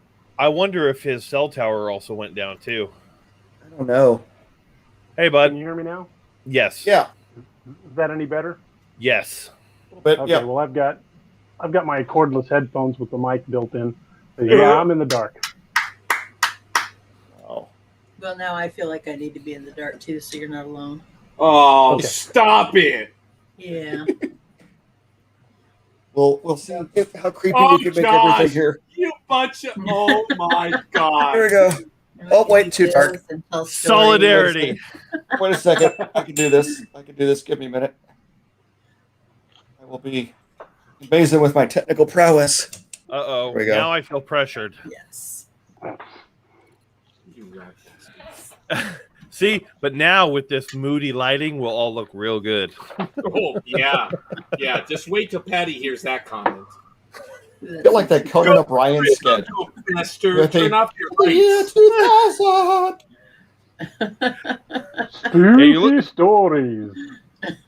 Hey, yeah, DA, tell us a quick spooky story right off the cuff. Right off the cuff, huh? Yeah. Well, this is actually kind of a true story. Oh, I was told this story by a fellow just outside of Sleeper, Missouri, back about 1987.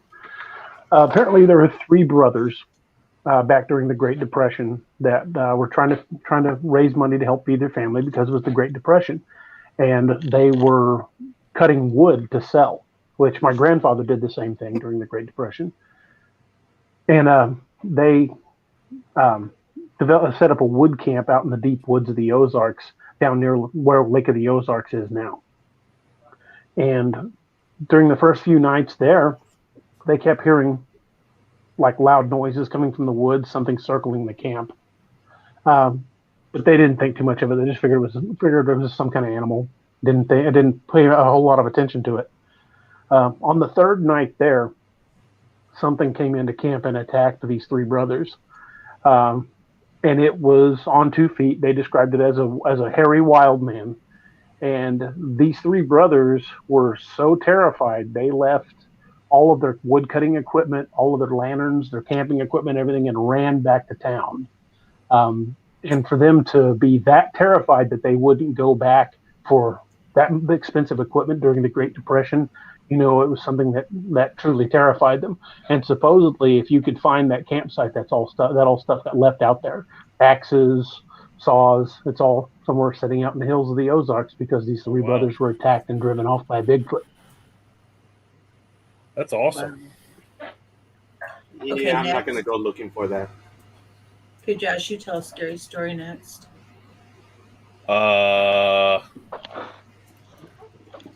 Come back to me.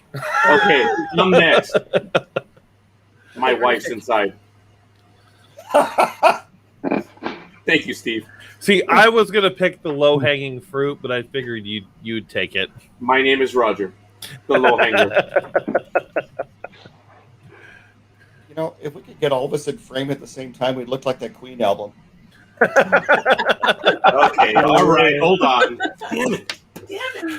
All right, so I don't know if it's so much scary, but we used to go camping. Oh, shit. Oh, We've now scared the Nightmare Hunter. We used to go camping at a lake up in California called Ward Lake. It was a very small lake, and my dad used to tell us the story that Old Man Ward haunted the lake. It was a lumberjack of some kind that lived up in the area, way high altitude in California. If you're familiar with it, it was like higher than Shaver Lake, way up there, Florence and Huntington Lake. But supposedly he had, they had a cabin up there, and he had murdered his family, the typical, scary story trope. But what was weird is we would go fishing and camping up there, and I periodically would see like this old dude walking around and freak me the hell out. And sometimes we were the only ones at the campground. It was trying to prove to everybody he's married. Nope. He just hung himself up. Well, he said his phone was. He said his phone was low on batteries, won't last much longer, and then all of a sudden we lost him. Okay, who's next? Oh, I got nothing. I'm 2 sheets of the wind and having too much fun playing with the light. I mean, Roger, you got one? The Revenge of My Wife, Part 2. Oh my! I forgot. No, that didn't. No. Okay, fair enough. It didn't count. You guys want a scary start? Sure. Okay, I'll tell the one that just happened the other day, and Josh. You remember this one, right? I do. Okay, this one happened. I think we're about 2 weeks now from it. I was exiting my office, and this isn't a joke, folks. This one really happened, and it really surprised me. I don't even know DA heard this one the other day, but I was exiting the office in my garage, and the door opens inward. And sometimes my cats, the loyal little animals that they are, they'll stay right outside the door waiting for me. But as I opened the door, one cat up the walkway was maybe 3 or 4 feet away from me. And it was almost like, when you catch your child reaching into a cookie jar, they're kind of like frozen. But the cat was angled, frozen, looking through me into the garage. Because I moved, and I tried to get the cat's attention, and it was almost frozen, like it was locked in on something. Obviously, I did the airhead thing, and I looked behind me. But I lucked out, because usually the minority doesn't turn around, and he gets killed. So I looked around. There was nothing there. And the cats are tad fraidy cats. So I took a step forward, and the cat did not move. I remember we were talking about cats and what they do and how they can see things. And I've acknowledged that they do. So as I got a bit closer, the cat's attention changed, like it was gone. And it was almost like I detected a little bit of movement, but I wasn't certain if it followed it or just left. And the cat just returned to normal and started to walk up in front of me. And the walkway has about a 6-inch drop off from the patio. So I take the step up onto the patio, and the hairs begin to stand up on the back of my neck. So I try to open the door, and I fumble with the keys. I'm like, oh, good God. So I'm like, great. And I have my car, my house, inside, office, and then I have work, yard, inside. I have them in order, so I don't have to fish for the keys. So I'm trying, and I drop it again. I'm like, oh my God, I'm dead in the zombie apocalypse. But I almost pointed tears. But fine, I open the door, and I'm okay. Fine, I open the outside door, and then I open the inside door, and I push in, and I close. And this is where you need to really pay attention. I close the back door, and then I walk the washer and the dryer right next to it. I walk through the space, and then I close this door, and there is a loud bang on the wrought iron door. And my first reaction was, oh, wait a minute. That was possibly the kinetic energy. And then the physics guy in me says, it doesn't take 4 seconds for the energy to travel that way. And my heart started racing. It was over 140 again, because my watch says, hey, stupid! And I ran into my room like the pussy that I am. and I'm over your head. Yes, and I apologize. Forgive me. I was a little baby on that. And I ran in, and I sat on the end of the bed. And I'm like, well, no one's coming, stupid. You're the adult in the house. I'm like, oh, we're fucked. But it dawned on me that it was impossible for the kinetic energy to have taken that long. Mind you, just think of it. I closed the back door. It's closed. The knob closed. I even put the latch on. By that time, the kinetic energy should have, you know that little jostle when the door adjusts, that kinetic energy? No. I passed through the second door and closed it. And as I closed it, there was a loud bang on the outside of the door. Mm-hmm. That's crazy. That is maybe only the second time something has happened to me. Okay, fuck, I'm in the dark. Forget this shit. Yeah, I keep thinking I should tell Roger. Okay, I'm sorry. I keep thinking I should tell Roger about that figure that keeps walking back and forth. Stop it! I turn the light on here myself. Phone's getting hot. Sorry. It's family heard that. Well, we were joking around one week. I think it was one of the first weeks I met you, Roger, where I was talking about my wife is kind of a medium, and you're like, my wife's an extra large, But on the serious note with the medium, her grandfather, me? No, DA's back. Oh, lights are too bright. Anyway, go on. Her maternal grandfather. Right. I'm sorry. But her maternal grandfather was a blues guitarist, among other things, and a hell of a good guitarist. And always played. And in my office, I have a strung acoustic guitar sitting next to my desk. And my wife and I were in here working on projects at our various desks. And all of a sudden, you heard a full 6-string strum on the guitar. And I've heard an occasional sound on our guitars that the strings loosen or the neck shifts or whatever. They're mechanical. But I mean a full chord. And she and I both look at each other, and she goes, "Papa." And she runs out of the room, and she grabs her phone, and she immediately calls her uncle, who lived with her grandfather. He had just passed away.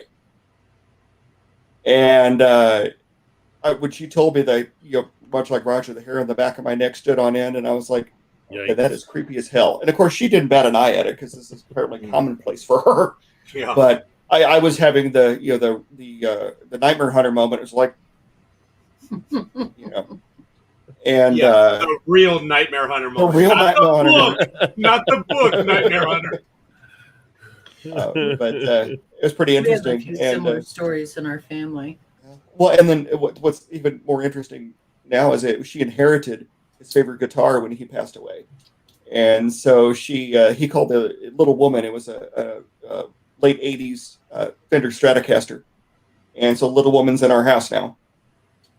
And if that wasn't as scary as hell. Yeah, it is. And if I may add, I think you guys have heard that my family is really, I don't want to say high strung, but they all have stories to numb you. I've heard them. I've been there allegedly when they happened. And I'm not kidding, folks. I saw my mother, my sister Alma, and my brother Louis freeze in terror of what they saw in the living room. And I'm there in the room, and I didn't see it. There are many things that have happened to my family. But I think I told you guys, there's really only 3 moments that I can recall. And my family would say, oh, yeah, you mean which week? I say, no. I would say 3 moments in my life. I told you of the one where I lived in Montebello, East Los Angeles, where my brother and I were watching TV, and that person just walked by the room. I told you about that one. And then my brother and I were clearly able to see, we described the figure clearly. It was an older gentleman. Well, I had this one happen right now. And then there was another one when I was smaller in the house on Ferguson Drive. I mentioned to you that I have an intense phobia of keeping gates open and doors open. They have to be closed. Because I didn't realize growing up, I would be the first one to wake up in the house, and the front door was wide open. Just wide open. And I was the youngest at 4, 5, 6, 7, and I don't remember that. So I was always closing the door. and then the wrought iron gate to the gate. Well, the gate up. You have a 4-foot wall, fence, wrought iron, and the gate to get into the yard. I would hear it open, and I'd open the door, and it was closed. I'm like, oh, cut the crap. So I know someone lived on our property in Commerce, but I never really had that moment. My family did. My father spoke to her. She was a little girl that was troublesome. She would leave the house a mess in the morning. I told you guys about that. Yeah. Family members on my wife's side saw the little girl. That's crazy. Yeah. I never did. My wife says that she thinks she did, but isn't certain. But everyone around me has had moments. This last thing. Oh my God! I did forget the other one. I was talking to someone on the phone. We were doing a video chat. This was about 6 months ago. I told you guys about this. I was here, and I saw the shadow cover my screen. Mm-hmm. And I froze. And my buddy Peter said, "What's?" Oh God, there it is. Oh my God. Okay, picking himself up. They're standing. I'm getting the goosebumps. Oh, okay. I saw the shadow cover up my screen, and my eye. I went. Ooh! My buddy was like, "Dude, what?" And he couldn't see anything. But I saw something pass over the lights, and that's been it. I saw something pass over the lights, and then the cats saw something. So I don't know. I have no idea. Those are really recent. They're within the last 2 years, but that's it. But it was enough that, oh my God, my hair was standing up, guys, right now. Hey guys, I hate to interrupt, but I'm about to lose my cell. Sorry, DA, you should have shut me up. I'm almost out of power. I'm about to lose it. You guys can keep going if you want, or wrap things up, but I'm probably going to disappear in the very, very near future. Josh, would you drop the links again? The links to the Patreon and the DAX21 code for the Teespring store again? Absolutely. All right, I'm going to get out of here before my phone goes completely dead. DA, y'all have a great night. How are you okay? You're just without power? Yeah, I'm fine. It's just without power. All right. It's the second time today. Start writing. Get to work. Yeah, right. But I'll just fire up the computer by candlelight. Well, you can write candlelight. There's notepads. Get to work. I'll see you guys. Thank you guys for joining us tonight on DAX Machina, and hope you guys have a great night. Y'all have a great night. Y'all be safe. See you later, DA. Sorry, DA. Good night. Well, at this point, Steve, it's your show. You tell us what you want to do. Well, I mean, you can't hardly have DAX Machina without DA Roberts. But I have enjoyed our stories. You know, it's interesting, these experiences we have and the impacts they have on us. You know, I remember when I was a kid, my grandmother and grandfather, my dad's parents, lived in this old house in South St. Louis, and it had like an old old rathskeller they had filled in with concrete, you know, a little bar in it and everything. It looked like something from the 1920s. You know, it's really kind of cool. Well, my dad's great-grandfather was a mounted policeman in St. Louis at kind of the turn of the century, and he ended up coming down with pneumonia, and he died of pneumonia. You know, while he was still working. Mm-hmm. Well, there's this painting of my my great-grandfather, a great-great-grandfather.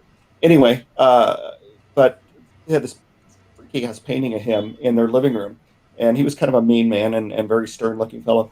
And my dad said when he was a kid, he was talking to his mother one time, and he heard like this sound of like a horse's hooves, you know, on cobblestone.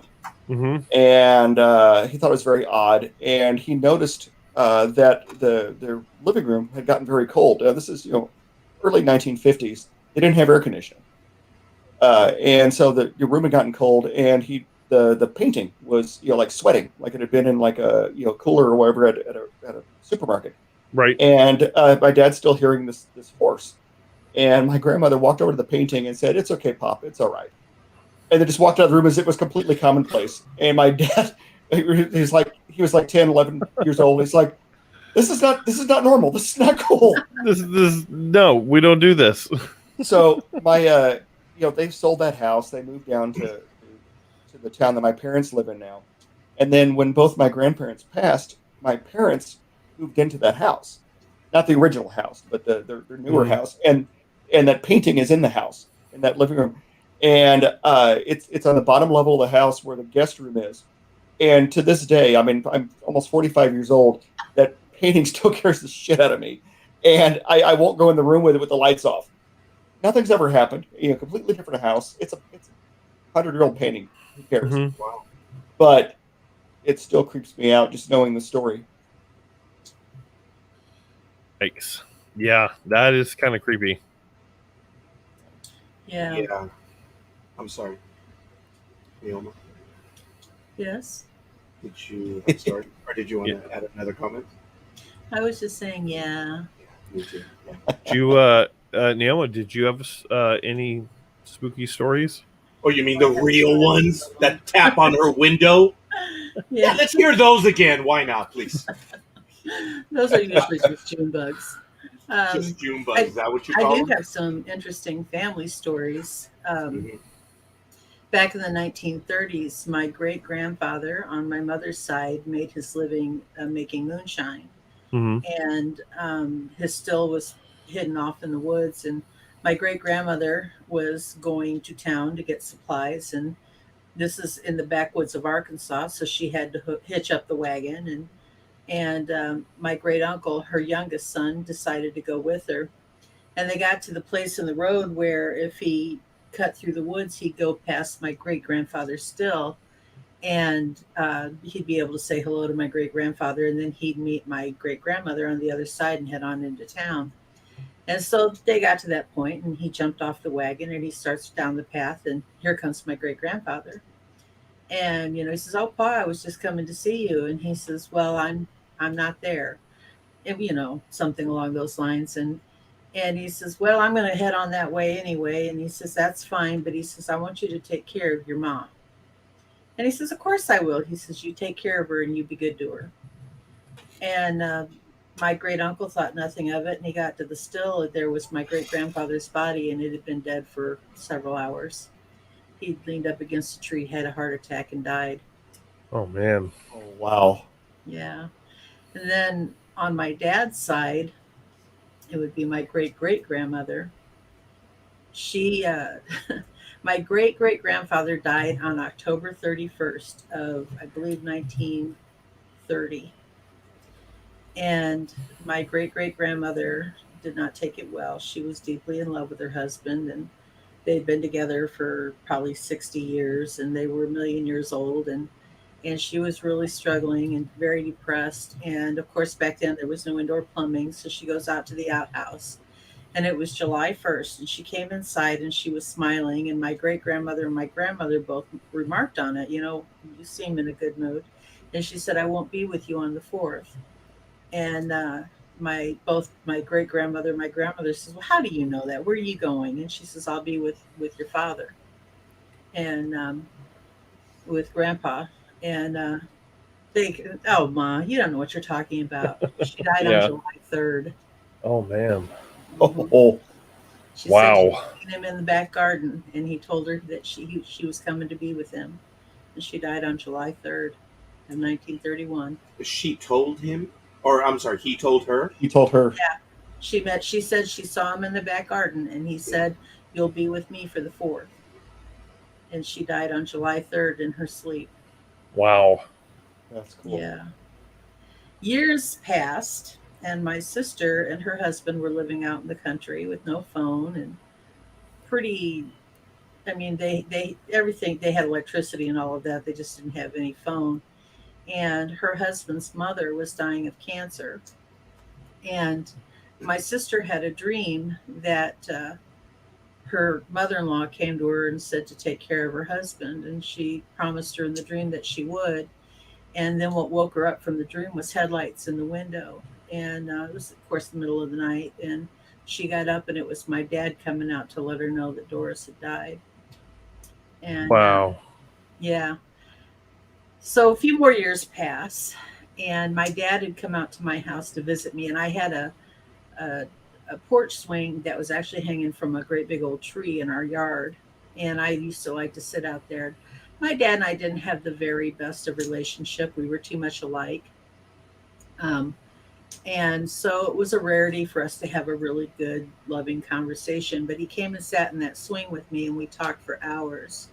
And we talked about those three events a lot. And my dad said, I think that's really neat. And I said, I don't, I don't think that's really nice. I said, Dad, it's my time to come, you come die. Don't come tell me. I'll find out when I get there. You don't have to warn me in advance. I said, if you die, you don't need to come and visit me and tell me to take care of anybody. I'll carry on the way I should. There needs to be no afterlife connection between us until after I'm dead too. You promised me that. He says, you don't want me to come and visit you at all? And I said, no, I really, I don't want that, Dad. I love you, but once you're dead, I need for you to stay in the grave, okay? And he said, well, I promise. 4 days later, my dad died. Oh. And I wish I hadn't made him make that promise. That was a hard one for me to take. I'm sorry, man. I'd give anything in the world if he'd come visit me to this day. Yeah. But we have lots of stories like that in our family. People come back from the grave just to say hello. We had one that I remember, and I'm going to ask you to bear with me on this one, but it was my mother's dad, so my maternal grandfather, David. He woke up one night, and he was frightened, and my grandmother asked him, what's wrong? And he said, and if I remember correctly, Patty's got a story, so maybe we can read that one in a moment. But he said that whoever it was visited me and said, I need you to pay off a debt for me so I can rest. It wasn't a very big debt, but it was enough to, okay. And my grandfather, wondering if he was, maybe dreaming or whatever, went up to the individual that was mentioned, and he casually mentioned, did John owe you some money, or whatever the gentleman's name was? He said, yeah, he owed me like 500 pesos, we'll just say, because it was in Mexico. He said, why? Why do you ask? Did John tell you? And my grandfather told him, here's the 500. He says, why are you paying me? I was visited by him, and he asked me to pay you the debt. My grandfather didn't know anything about it. He had never spoken to anyone about it. He didn't speak to his partner who had passed away. And the gentleman, he casually, or, on an angle, knew the individual, but didn't know anything that was going on. And this was, I don't know, this had to have been 70, 80 years ago, long before I came into this world. And I think my mother was already alive, but that was frightening at the time. And if you guys do the math, the 500 pesos is not a right figure. It's just something to... Right. Yes. Yeah. But it was enough where, yeah. And he said, I asked you to pay him so I can rest. My grandfather, not necessarily a believer, but he was a God-fearing man, but he just didn't really practice or anything. Mm-hmm. But he did do that. And it was amazing that the individual who he had really no connection said, yes, he owed me this much. And in the dream, that's exactly what he was told to pay him. Wow. So that was another story that I'd been told when I was in my teens about my grandfather, who had just passed away. I think it was in 78. So I wasn't in my teens yet. I take it back. I was 9 or 10 when he passed away. So back in the 80s, I had a friend who had a coworker whose husband passed away over Easter. And of course, this is the 80s, so you still took pictures with a camera and sent the pictures to be developed. And they had taken a ton of pictures over Easter, and not knowing those would be the last photos they would ever have of him. And in every picture, when they got the pictures back, every photograph that had the TV in the background, even though they all knew the TV was turned off that day, there was an angel in the picture going like this. Oh, Every photograph. There was probably 30 pictures, and there was probably 7 or 8 of them that had the TV in the background. Every one of them had an angel image in the screen of the television. Wow. Pretty cool. my cousin says 5 years ago, my mom's youngest brother called me and asked if I could take him to the cemetery where his mom, grandma, was buried because he needed to have a good conversation with her. And of course, I said yes. Well, he passed away 2 days after our phone conversation, and it just so happened he passed away on my grandmother's birthday. Wow.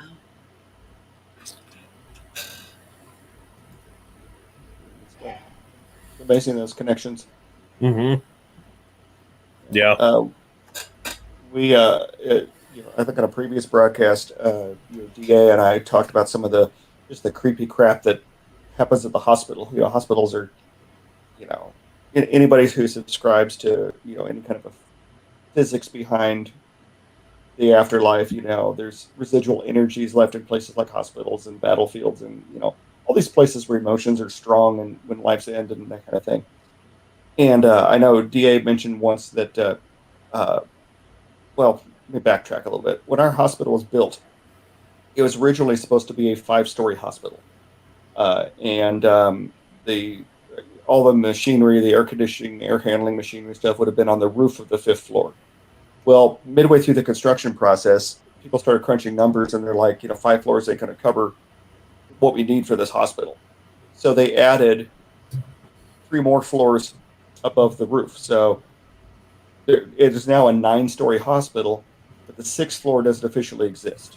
It's got the air handling equipment. It's mechanical stuff and storage. It's not open to the public.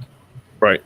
Well, DA used to be our nighttime security chief. He was the sergeant on our security force there, and so part of his responsibility was to check every nook and cranny to make sure that some of the urban adventurers, weren't sleeping in there and everything else. And so he ended up chasing a shadow man, through the 6th floor between the air handling equipment, someplace where nobody could get. Right. And he said it freaked him the hell out. And I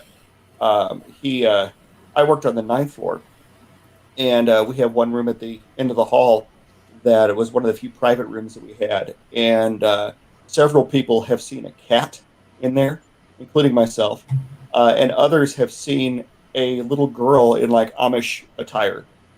Now, it's never been a pediatric floor. From the time the hospital was built in the mid-'80s, it's always been an adult floor. But there's this little Amish girl that people have seen. And several people have seen shadow people at the end of a hallway. Like you'll go down the hall and they'll go around a corner. Well, that's a dead end. And, I believe in an afterlife. I'm, like Roger said, very God-fearing. I'm Christian. I know where my salvation is at the end of everything.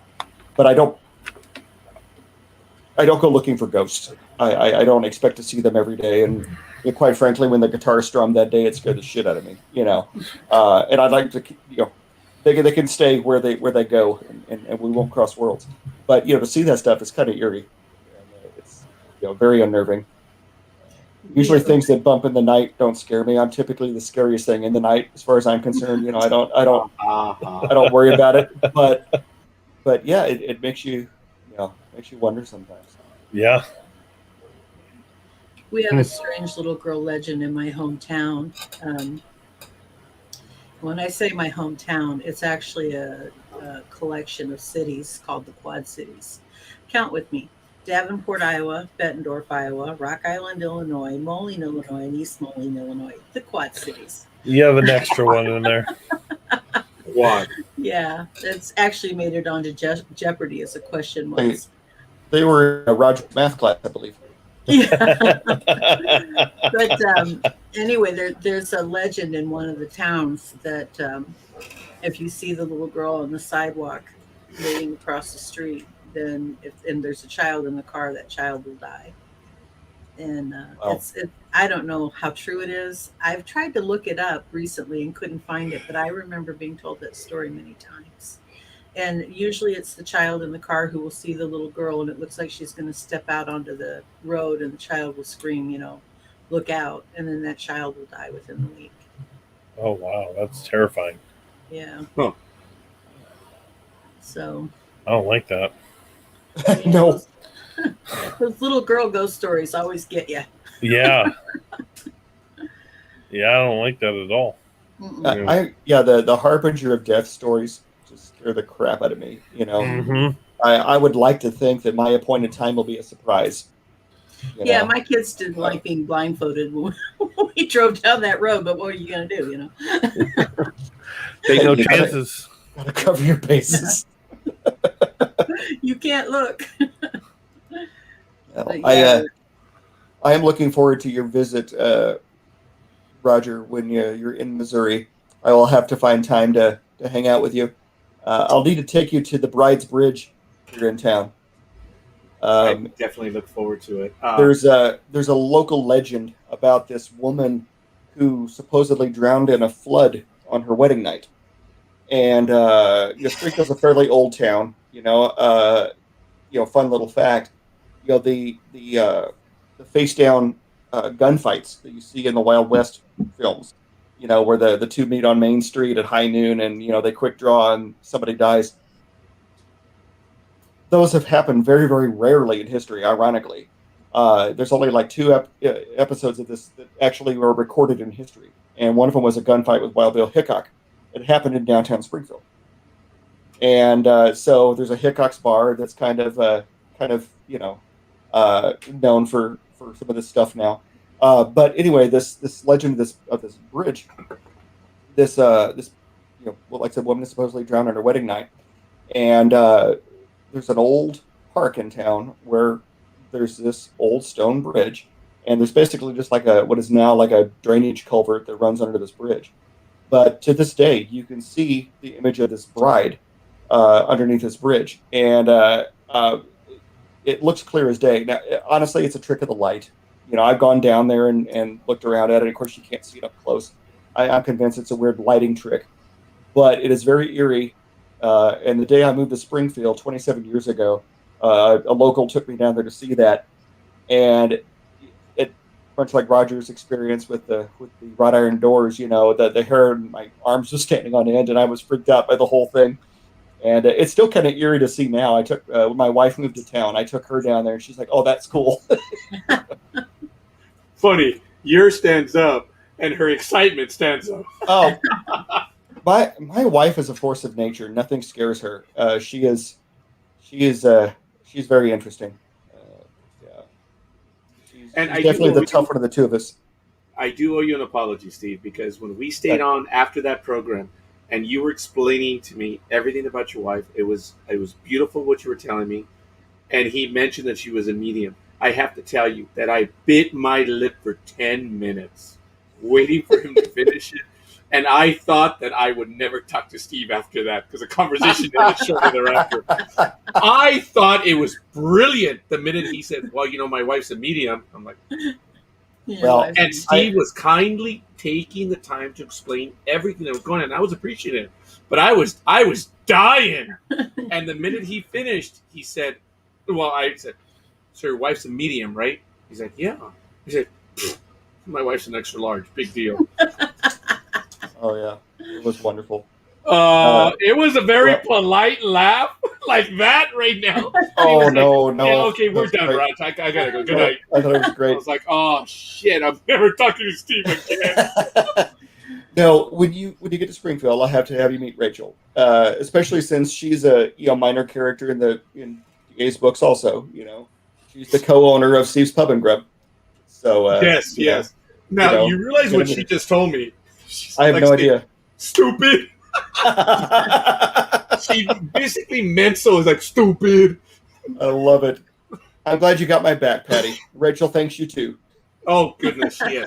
Now, guys, as you know, and as I've had to tell a few people, I was heading out in July. Unfortunately, I did catch what I caught, and it's just set everything back a little bit. I did screw up. I think it was last week when I finally went to a game and I had 2 Dodger dogs. That was a mistake. And then to top it off, later on that weekend, my daughter went to get Tommy's. And for those of you who know what Tommy's is in Southern California, it is, I think I mentioned this to you, Steve, there is no health quotient. I mean, this is comfort food in the purest sense world. There is no dietary anything out of it. It is just comfort food. It is chili, a lot of it, tomato, a slab of beef, and pickles and mustard or whatever. It's just a good burger. I had it, and I took a bite, and I reacted, and my daughter was like, "Oh, Dad, please don't tell me." No. It's been 6 weeks. My stomach was saying something to the effect of, "Is that real? Are you really getting that?" My stomach was in like, "Oh, is this all you got?" And then, of course, my intestines were like, "Oh, no. No, there's more. Yeah, there's more." He says, "How did it come to this?" I did end up paying for it a little bit later, but actually I kid around. The hamburger did go down well. It was a slice of Costco pizza. Oh my God, yes. I messed up, Steve. I effed up. So I didn't do well that weekend, but I had been doing well for 6 weeks. But Steve, this can take months, huh? And it is. Wants to calm down. Yep. My brother suffers from the same condition, and his trigger is popcorn, and my brother will not leave it alone. And so, I had the pleasure of going back to my hometown to visit with everybody this past weekend, last weekend. And we had a barbecue like we always do, which usually amounts to an obscene amount of beer being consumed while we're grilling in 90% humidity. And my mom had this cheddar popcorn that she got. "Oh, this is so good! You got to try this." And my brother's like, with it. And he emails me the next day and he goes, "Dude, I'm gonna effing die." And I'm like, "Let me guess, the popcorn?" He goes, "Oh yeah, I'm having a flare again." I'm like, "You're a dumbass." You were still trying to figure out what your triggers are. He's been suffering from this for 8 years. Okay. He knows better. He knows better. I did find mine. I was told no red meat, and I was really good for 6 weeks. I finally found them, and that's it. You know what? And it's funny, and I'm sorry for making this about myself. I guess I just want to say this last thing in that I did get rather angry with several people that I know. They said, "Oh, don't worry. You're a lazy ass. You'll start with the Coke soda again, and you'll start eating badly again." My answer to them was, I put my hand where it hurt, and I said, "No. You don't know till you have it. It is painful." And you know what? I just don't want that to be happening again. So I've been good. I made a mistake last weekend. Yeah. And Steve, you know better than I do that it can get better. Oh, yeah. I don't have a diverticulosis. That's permanent. Mine is a diverticulitis. That can go away. As I call it, it's a first world problem.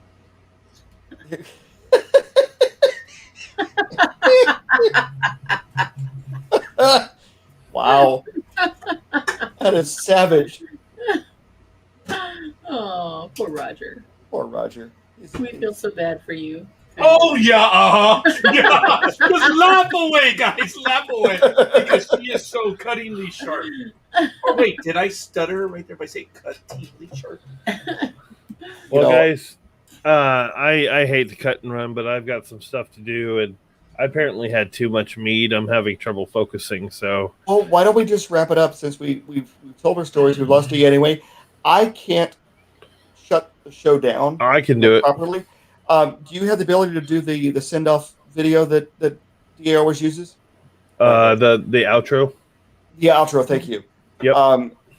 Naoma, Roger, obviously it's always been a pleasure. This is the highlight of my week sometimes, just getting to hang with my friends and shoot the shit, so to speak. And, of course, you, Josh, my brother, man. We'll see everybody next week on UGA Ex Machina. I honestly don't know what the agenda is because that is DA. But, let's wish everybody safety. The storms are kind of all over the place right now. I live a little further south of DA, so it's all going north of me. But there's other places in the country now seeing some floods and some pretty bad shit going on. So, you guys are my thoughts and prayers, and I hope to see you all safely next week. Absolutely. Naomi, did you have any... Again? Yeah, absolutely. Did you have anything you wanted to pitch or say or get out there? Just remember us on Dixie Cryptid and What If It's True podcasts. Cam is in the middle of a really big project, but we're planning on getting back in there and putting quite a few stories in. If you haven't been there, There's a lot of backlog to listen to. He's an amazing narrator. Yes, he is. Great stories. DA said that he might possibly find his way over here at some point, and Yeah, I'm kind of fangirling a little bit over that. I'm not gonna lie. He said that I should try to sneak on at some point, and I might. I'm super excited. I'm super excited because I started listening a long time ago, not even making the connection, and then seeing you guys kind of slowly come together. I'm like really excited. Well, you definitely need to be here. He is just such an amazing person. Yeah, he is. One of the most beautiful human beings I've ever met. 100%. Roger, you got anything? Yes, the last 4 likes: Rowan and Barron, Michael Day, Tyler Marshall, and now just a few moments ago, Jamie Hernandez. Oh, Jamie, I've got just a tiny little bit of Bushmills left. God bless you guys. A little bit right here too. I got water. Thank you all. And it's absolutely awesome. Folks, I miss being here on Saturday with all of you, and it is a lot of fun. We love having you, Roger. And Patty, thank you for joining us. You've been so much fun. One of these days, you got to join us in person, you know? Yeah. She may visit me here at the office, and then we'll be able to do it live, kind of like the way we had Thomas here as well. That would be Or, you know what? awesome. Maybe I'll visit with her. Who knows? We'll see. But, yeah, I do miss Patty. We are going to go do the axe thing. That is going to happen very, very soon. Well, and Roger, when are you planning on being in Missouri? Well, sorry, that was my long-winded story. It just set it back a little bit. I experimented by going to San Diego today, a 2-hour trip, and I did have a little bit of difficulty, but I think if I get another 1 or 2 in, I think I can handle a long-distance trip. So I'm just really worried about the timing and how I feel, because the hunger. Oh, guys, the one thing, I am fine constitutionally now because of my intake, but my stomach is like, cut the crap, dude. We're hungry. The stomach's like, where's the rest? Dude, the stomach. It's like I have a living entity. It's like Total Recall. It's like that thing is in there. And you guys remember Total Recall? You got that one. The Quato hanging out Quato, right there. Oh, yeah. Dude, it's as loud as Quato. I mean, people are, I'm standing there and they're like, what? I'm hungry. Like, that's not what hunger sounds like, dude. Well, I am about 10 or 15 minutes from DA. Yes. Here, so we've got to get together. In the Wild Hunt books, DA makes references to this shepherd's pie that is served as Steve's pub and grub. It is actually based on a shepherd's pie that is a place here in Springfield. If your stomach can handle it at the time, my treat, we'll go out there and have some of that. I'm looking forward to still, as I told everyone, I was going to be there in July. I think it's just set back at worst a month or 2. That's it.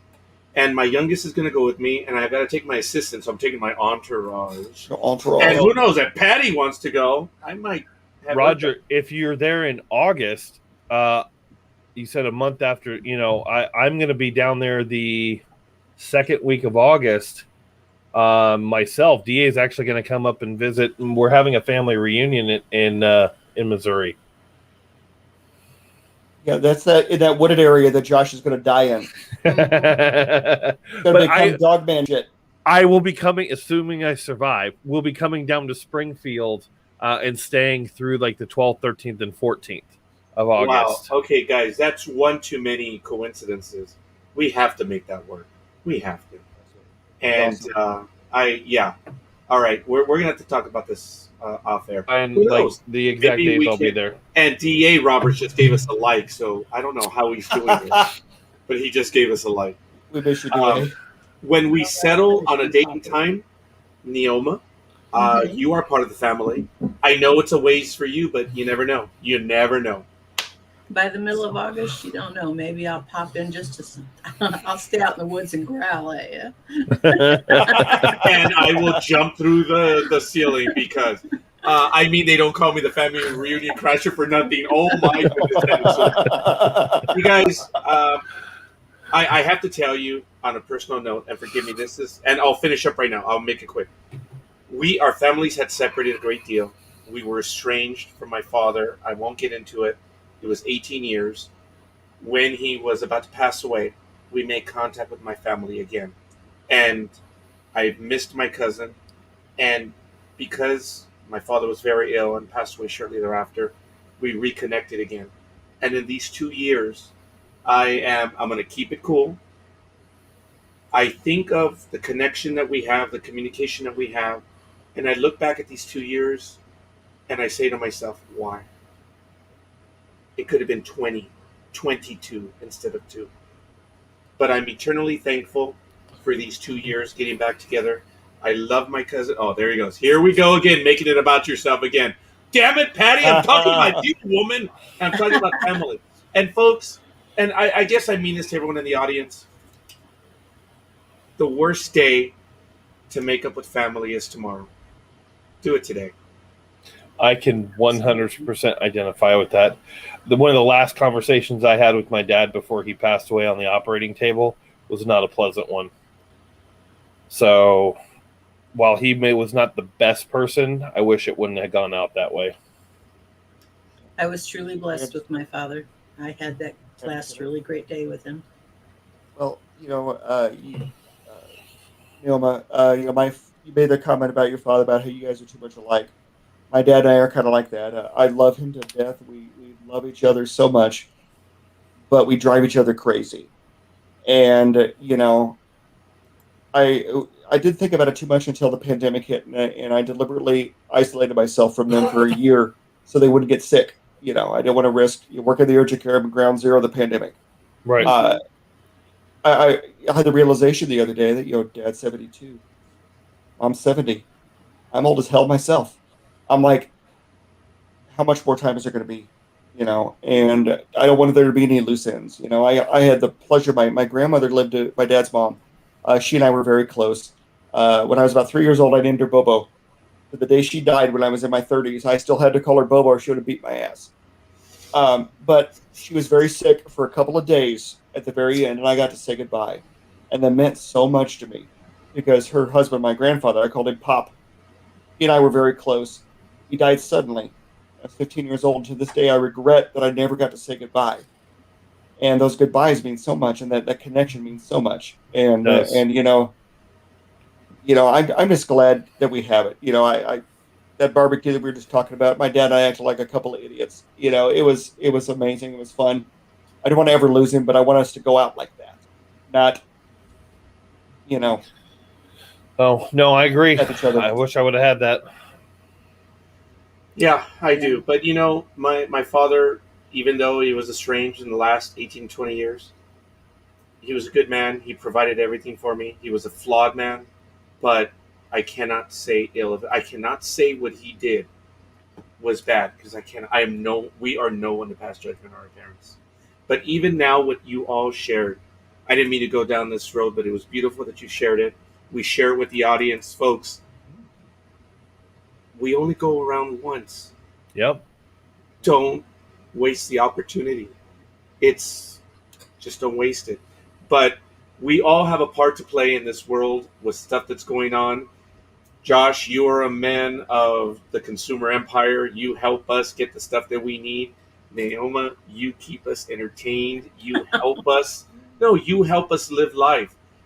Steve, you help save life. And I get to say that I spend time with you guys. I work for a municipal agency. I support first responders. That's all I do. We all have You're the machinery, man. You're the machine that keeps us going. Yeah. And I told a patient the other day because they were like, you're a pretty awesome nurse, blah blah blah. Because my bedside manner is me. I work night shifts, so my ass does not get fired. Okay, but I love my patients, and I told them, I said my wife is a teacher, man. If I had a sugar mama, I would do this shit for free because it is really such a blessing. And you meet somebody in healthcare, you don't meet them on the best day of their life. But if I can give them one dad joke or one little thing that makes it the second worst day in their life, I've been successful. And it's a calling, And, I'm a cancer survivor. As I've mentioned on the broadcast before, I've been in 21 years of remission. The nurses made a difference to me, not the doctors. The doctors cared about the disease. They didn't give a rat's ass about me as long as the check cleared. They wanted to solve that disease, but the nurses cared. And I wasn't a nurse back then, and it kind of planted a seed in the back of my mind. I'm like, I want to be that guy. I want to be that. I want to do this. And it's so awesome to be able to do that, you know. And my wife teases that because I'm a nurse, you know, I'm not a sugar daddy either. I'm a splendid daddy at best. But you know, it really is a blessing. You know, on the worst day, I am proud of what I do, and I get to meet so many really cool people through this pandemic that I wouldn't have gotten to meet otherwise. You know, and oh, hell, meeting you guys, I met DA as a result of my job. And I got to meet this extended circle of friends, and to be able to, you know, look at some of these people that I admire in literature and consider them my friends. You know, the Alan Gamboas and the Sean Chessers and then, you know, the Cams and you know, this is awesome. You know, what a world we live in, man. The general just made it. The general. Oh, no. Forgive me. He's walking in as we're walking out. Yeah, general. Yeah. That bad? Not Well, you. the general. No, The general's we're- always the last to leave the field, right? We were just wrapping up, saying our goodbyes. Oh, what happened to DA? Had to take off? Power outage. No comment. No. I was like, who are He you had a- talking about? He had a power outage. Oh, We're getting So some we're- pretty heavy storms here in Springfield, and he's a little north of me. Oh, Petty. Yeah, my Spanish is horrible, but you're familiar. You know, you're part of us too. Yeah, this has been so much fun. You got to join us face to face. Yeah, 100%. Nothing else is fun to see Roger getting put in his place. Did Naomi- you see my reaction? That was real. I'm like, Roger. Naoma is tired of the sausage Fine, fest. look. She would like some more estrogen to help her. it was one of those things where I'm like, oh man, I really have to take one for the team. What'd Guys, you I say? really need to get going though. I'm gonna have to say goodnight right now because I got a husband waiting to go to bed.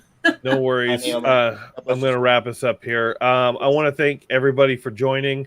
I appreciate it. We love you guys. Be sure to check out the links that we posted in the comments for all the different things that DA is doing right now. You guys have a wonderful night. Be sure to check out Jedi.tax tomorrow, Sunday night. And then on Monday, we have the Nightmare Hunter.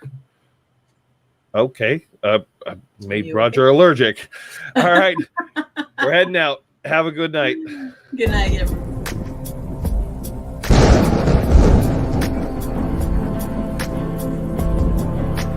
Thank you for joining us tonight on DAX Machina. Follow DA on social media and check out all his work at www.daroberts.net. Good night and don't forget to lock your doors.